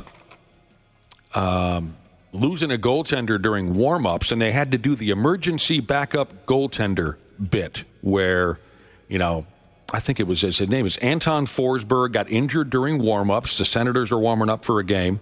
I'm not sure who the other goaltender is that was pushed into service there. But then, of course, you need a backup, so they had a college kid from the University of Ottawa come to the rink to be their backup for the night. Have you ever played in a professional game where you had to get the emergency backup goaltender on the telephone? I can't remember. I mean, we had remember emergency backups like where they had to come on the bench. I don't think I played with one that actually came into the game and played for us. Oh, it's rare for him to get on the ice, no doubt. But we've had him on the bench sitting there looking nervous as hell, I would imagine. we have. We had one where I think in Buffalo, I think we had a goalie named Robin Leonard. He got injured early in the game, and then before you know it, we got this. We come in back in the first intermission. There's this. I think it was a Zamboni driver or one of the guys that used to play men's league or something like that, and we signed him to a one-day contract. Obviously, you have to do that. And there he is, just getting his stuff on, and he's got like black pads and black, just like doesn't go along with the. Not matching anybody, right? No, and it's just comical. But he's pumped up to be there, and then we end up winning the game, and. I remember him. He was like, "This is like a dream." Him just being in the NHL dressing room, he was so pumped up. So it's pretty cool. And then some guys that are emergency backup goaltenders are like, playing at some college or something like that. So it's a cool experience for them, and just to see the look on their face when they're in the NHL dressing room, it's pretty wild. That's one of the really original things about the NHL is that emergency backup goaltender situation. Now, this kid in Ottawa. I mean, how does it work? Does the team call? How do you get on the list? If I'm a beer league goaltender and I'm damn good, how do I get on the list so that when a club needs me, they'll call me? Do you have any idea, Marcus? That's a good question. We have a couple guys that skate with us in the summertime, and I think they come out for like if there's a couple guys injured and they're coming back from the IR and they need a goalie to shoot on. We usually have 2 guys in town here in Minnesota that come out that are obviously just doing it just to help us out. So I think those guys just build a relationship with the team that they're the next in line if someone goes down. So are they the greatest goalies? No, but they build your confidence when you're coming back from injury, and they're usually the ones that. We'll probably get the nod if especially in the home rink, if you're at home and there's something that happened. On the road, I don't really know, but we do a lot of call-ups, so you'd mostly see it when it's at the home rink. So we have a little goalie that we shoot on. Shout out to Connor Beaupre, his name is, and it's pretty comical. You always shoot either low blocker because he doesn't go down in butterfly. That's got to be Don Beaupre's son or something then, right, Marcus? Yeah, it is. Okay. Yeah. Donnie Beaupre was a top goalie here for the North Stars when I was a kid. Yeah, it might be, yeah. And then he comes out quite a bit, so he's probably next in line if there's ever a emergency. And the final twist on this story from the Ottawa Senators where they needed to get the emergency backup goalie on the phone, he says, sure, I'll be there. And his girlfriend, I believe, is driving him to the arena. There's a traffic jam, and there's video of this. There's proof of this. The kid was so nervous that he was going to be late, he gets out the car with all his hockey gear on his shoulder and runs down the highway to the hockey rink to make sure he was there on time. And as everybody knows, those goalies have a hell of a lot of gear on them. Yeah, they do. Yeah, I saw that. I saw him trekking a little bit of snow, and it's like that around that Canadian Tire Center or whatever, the arena in Ottawa. It's like there's like a couple ways into the rink, and that's it. So like if there's just probably people trying to get into the game, and he was far away from the rink too. Like that was a trek with hockey pads, goalie pads on, and your full bag. Like that would be miserable. So, but he's probably so excited he didn't give a crap about walking about 2 miles to get to the game. 22-year-old kid, he can handle it. He got on the bench. He did not get on the ice, but Marcus was saying, I'm sure he was just thrilled to be there. Well, Marcus Felino, know this. Take this with you this holiday season. We are willing to be your emergency backup friends any day. Yeah. If your other friends can't make it, we'll be there. I appreciate you guys. And vice versa. You know, if you guys run out of people to interview, I'm the emergency guy to call. No matter what, weather, traffic, is there anything in particular you'd cover anything for us? Yeah, I'll do weather. All right. It might not be accurate. Is it always accurate? No. So I'll get by. Yeah, you don't have to be. Hey, have a great game tonight. Have a great game tonight, Marcus, and Merry Christmas. Merry Christmas, guys. Happy See you holidays. later. You bet. You too. Man, he's Marcus, the best. He's such a cool dude. Hell of a fun person to talk to. Hey, just for the record, get on your cellular telephones right now on the Luther Bloomington Kia text line. Text the keyword ICE. ICE. Text ICE to 651-989-9393 for a chance to win tickets to the Pigs and that Utah Hockey Club. And that's Friday at the X. For tickets, check out wild.com/hockey tickets. So Friday night game, holiday season, taking on whoever Utah is. Good luck. The keyword is ICE, 651-989-9393. What do you think, Cubby? Should we bust out of here? I suppose it's about that time. Not permanently. We got to come, but we got to stay till 9. We'll be right back on the Half-Assed Morning Show. There's a douchiness to them. The 93X Half-Assed Morning Show. Standard Heating and Air Conditioning wants to wish you a happy holiday season and wants to let you know that Standard Heating is ready if you face a heating emergency. Their expert team is available through the holidays to make sure you stay warm and safe, no matter what. Become a Smart Club member so that you'll have peace of mind knowing that you're covered for the upcoming winter season. For more info or 24/7 emergency heating services, call 612-824-2656. Comfort you deserve since 1930. My World with Jeff Jarrett takes wrestling fans behind the scenes, along with King of the Mountain, Conrad Thompson. I wanted to ask you about what you know, if anything, on the new WWE ID program, where they're apparently going to be working with some independent wrestlers. My encouragement to any independent wrestler out there, build your value and then understand your value, and then you create your own leverage. There's no substitute for hard work and getting over. My World with Jeff Jarrett, wherever you listen. The 93X Half-Assed Morning Show. Oh, here we go again. On 93X. Oh, F me. It is 8:32.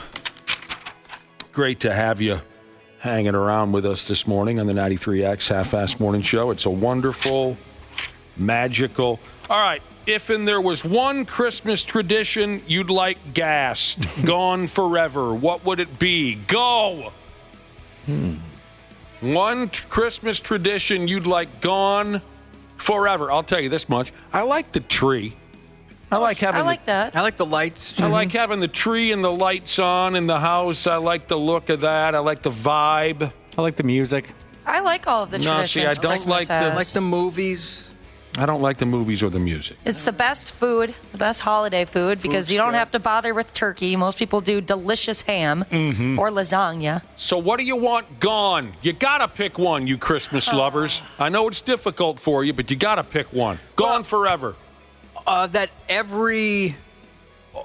have to have so many get-togethers. Yep. Just have like one or two big ones. Combine them, I think. You want to dummy down the amount of Christmas get-togethers. And it's not for not enjoying it, a lack of enjoyment or anything, but just it doesn't need to be that many. It gets old, and then especially when they bleed into January and you're trying to like fake being the Christmas spirit on like January 10th. Right, you're right. A lot of times people do that, right, because there's so many other things. Right, there's so many other different angles of family to get together, and then all of a sudden you're still kind of celebrating Christmas in January. Yeah, I have one. I have a January Christmas scheduled already. Do you have problems saying no? Me? Any I have an answer for that, but I'm scared to say it. 100%. I would say Christmas cards. Cards. Oh, I love Christmas cards. I don't need to know what little Jimmy and stuff did this year. Yeah, I like the photos. I don't need the full-on letters. You know? But what about the stupid set-up photos where they have like Santa and then Santa like they're trying to steal Santa's presents or something? Those goofy cards. I love that kind of stuff, but maybe I'm just a nerd. There goes an idea. What are you tearing up? Oh, nothing. Wapple doesn't want it. No big deal. I hear you on the gimmicky, oh, look what we're doing type of family photo. Stop that. But Christmas cards, I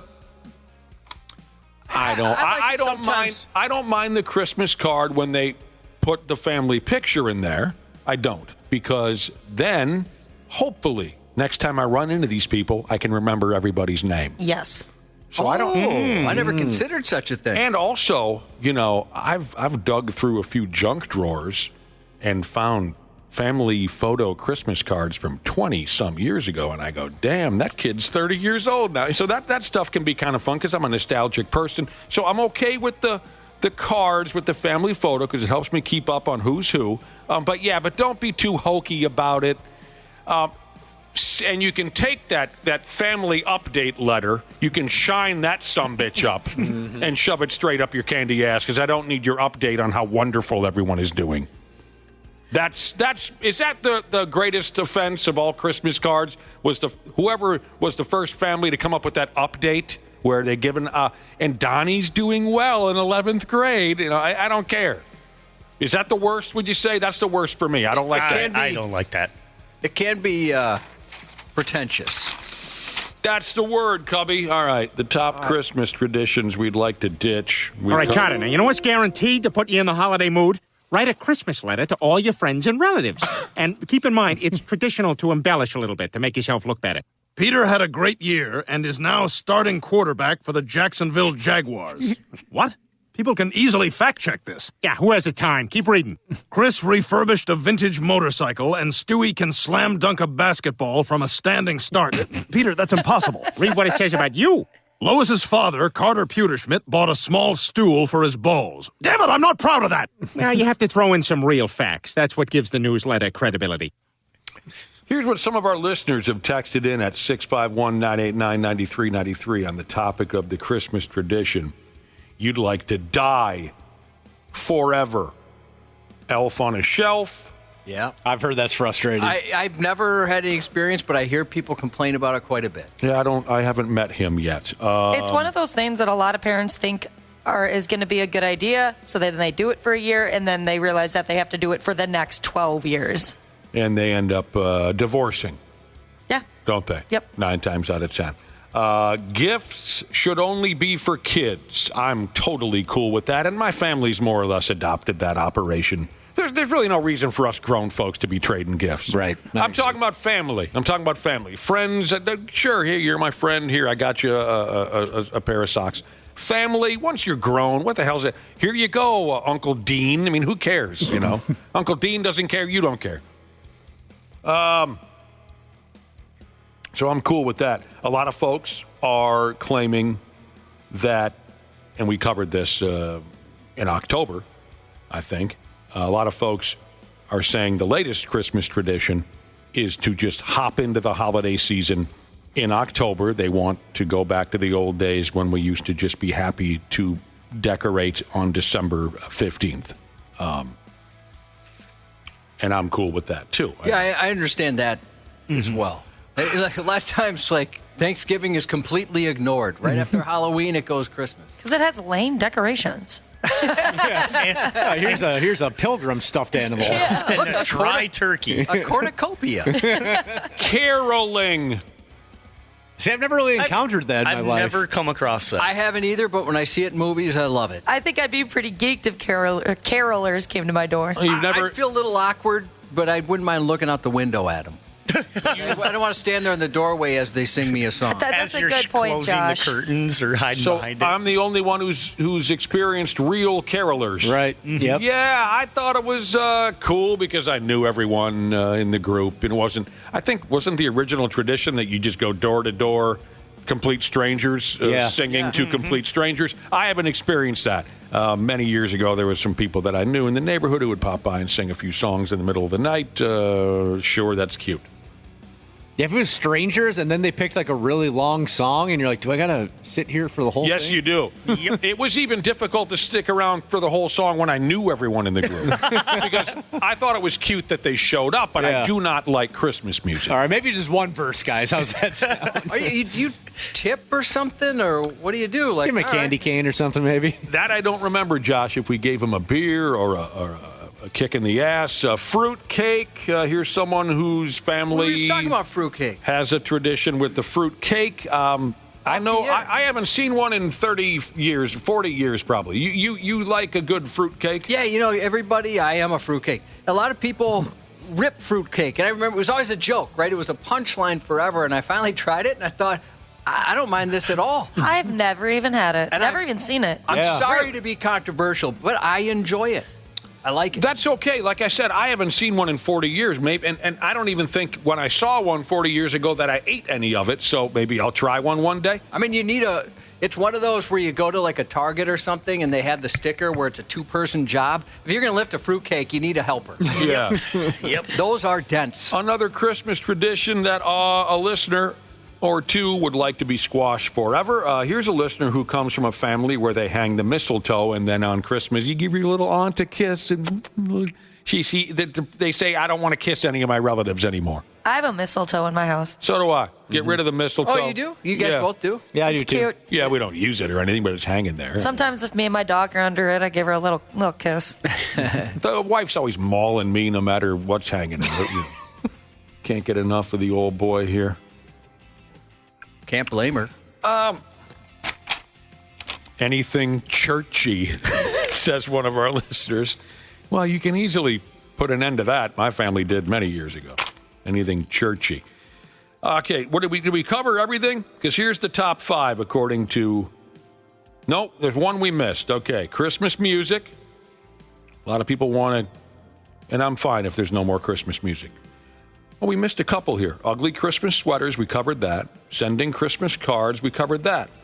There's a great majority of people. This is not text messages from our listeners. This was an article that popped up. Some folks just want to smooth 100% get rid of gift giving, and others specifically Secret Santa gift exchanging. I don't like Secret Santa.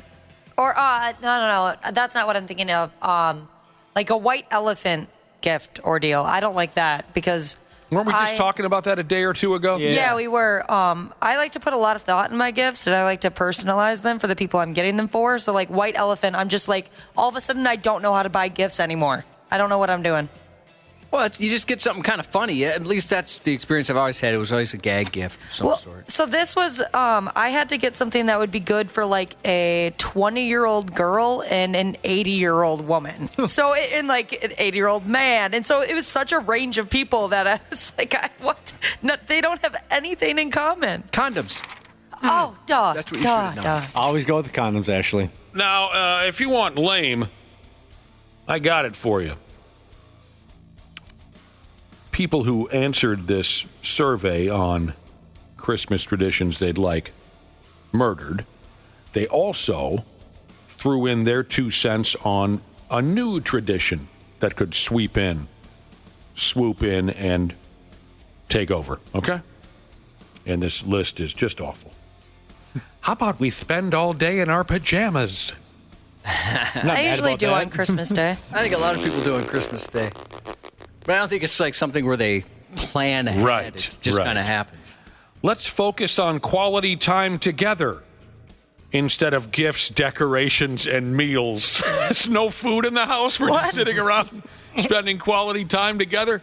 Cooking a Jack's Pizza on Christmas Day. Oh, I'd have no problem with that. I wouldn't either. Yeah. But they say no more gifts, decorations, or meals. So if we're sticking by the rule, there's no food.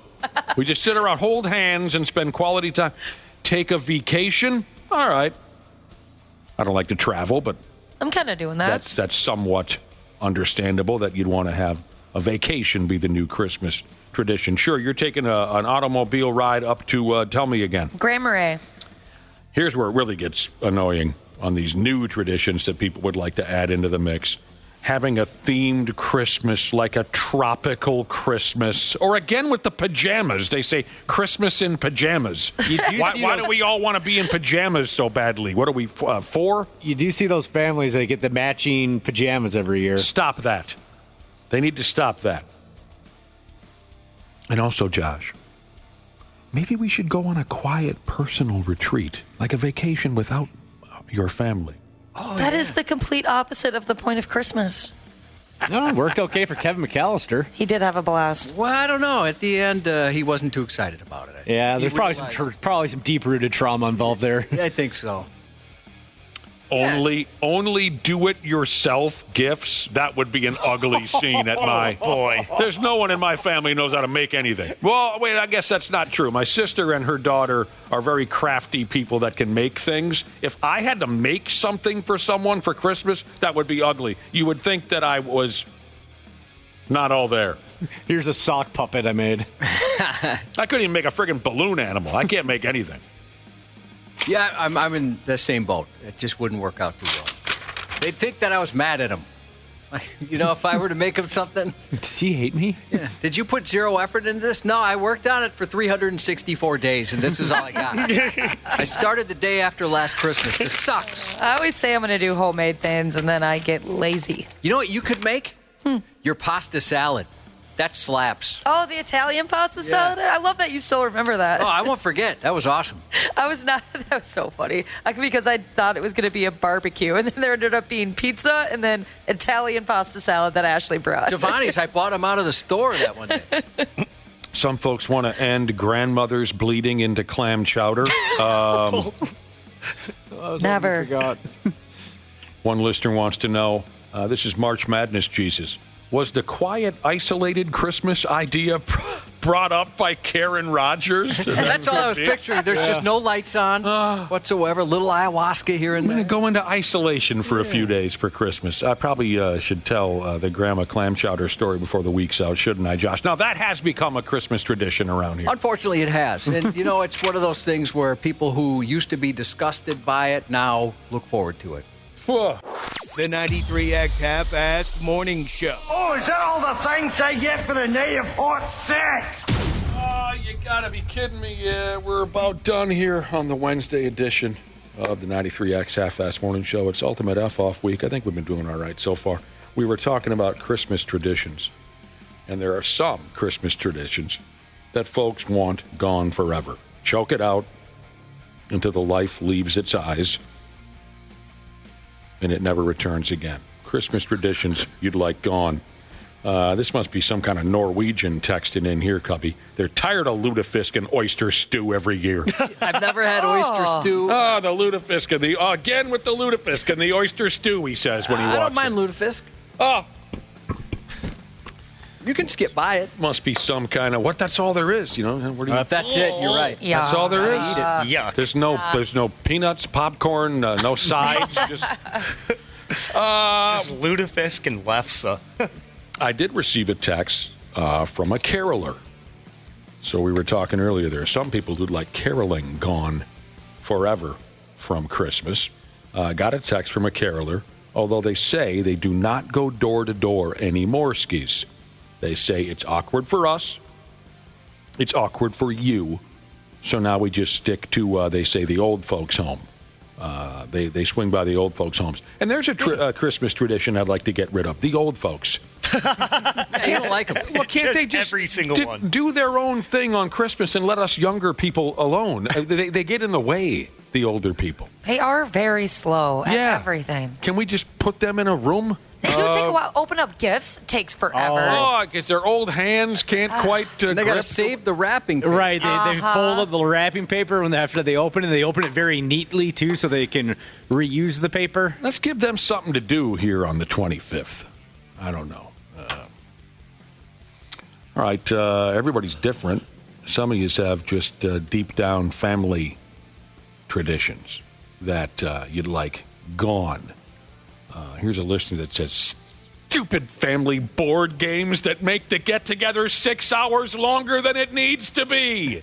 Oh, we used to do that. We used to play Monopoly every year. Thankfully, though, I was always too young. I don't know why. I probably would have just messed up the Monopoly. And by the time I became the age where I understood the game, we stopped playing it. Thank God. I never enjoyed that setup in the first place. I always wanted to kick a Monopoly board across the room. I didn't get the attraction to playing. Mario Kart Monopoly is actually a lot of fun. There's an ending. Where regular Monopoly, you can keep going and going and going. Stupid family board games. Do you ever have to sit down and play stupid family board games, Josh? Well, funny you say that. Because, we don't plan that enough. And I told my wife, I'm like, we should do that more this year. We've done little bits here and there, like with the Jack-in-the-Box games you can play on your TV and stuff like that. You want to play more family board games? Yeah, maybe that's not going to be popular in the family, but I thought... might be something kind of fun. If you hosted a game night, I'd come over and play some games. Would Josh. you really? Yeah, that sounds like a blast. I got to get a table. I'm going to That's do different with friends, though. It's different with friends. With family, sucks. Well, I don't know. I mean, straight up sucks. We got partying 20-year-olds in the family, so they add a little something to it. Oh, yeah. All right. So family board games. You're pushing for it. Fair enough. Although, if any of them hear about this, just text me if you're not interested. If any of my family I'll text you right now. I'm more about Oh, your family member. Yeah. We're damn near family. I agree. You really can't work with someone every day as long as we've worked together without officially becoming family members. You are, I've always thought of you at least as my little sister. All right, so you want to... You know what? There's some weird stuff going on because I just realized if I'm your little sister, I'm a lesbian for my older sister. That's not right. All right, so family board games. Some can handle it. Some would like to choke it out and kill it. Let's see about this one now, Josh. If you like family board games, here's a listener who says, I want my family to stop with the Christmas family sing-alongs. Oh, no. Yeah, I wouldn't like that. He said, I'd rather have Santa stomp my nuts with his big, fat, heavy black boots than have the Christmas family sing-along. That sucks. No, I would just refuse. What do you sing? Flat out refuse. Where do you sing? You just sing in the house together on a 1 and a 2 and a 3, and then you sing? It's like if someone has a piano and they start playing Jingle Bells, and then everyone else crowds around. Is someone a music teacher in your family? I wonder how. I mean, there's no way I could convince my family to do that. I think they got a piano, like Wapple. They must have. I wish I knew how to play that damn thing. Me too. But I wouldn't go near it on Christmas because people will kill you for that. The Christmas family sing-along, that sounds tough. And he'd welcome Santa's boot to the bag. One more take here on Christmas traditions that folks want gone and to never return. Here's one listener that simply says, and you guys have to explain this to me because I don't know if I'm familiar with this bit.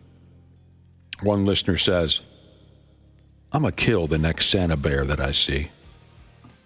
Santa bear? I don't know stuffed animals? I love those bears. This guy's going to kill the next one that he crosses paths with. I didn't know there was still a thing. Oh, yeah. My brother and his wife, they collect them every year. Yeah, Nick, they're like those cute, adorable...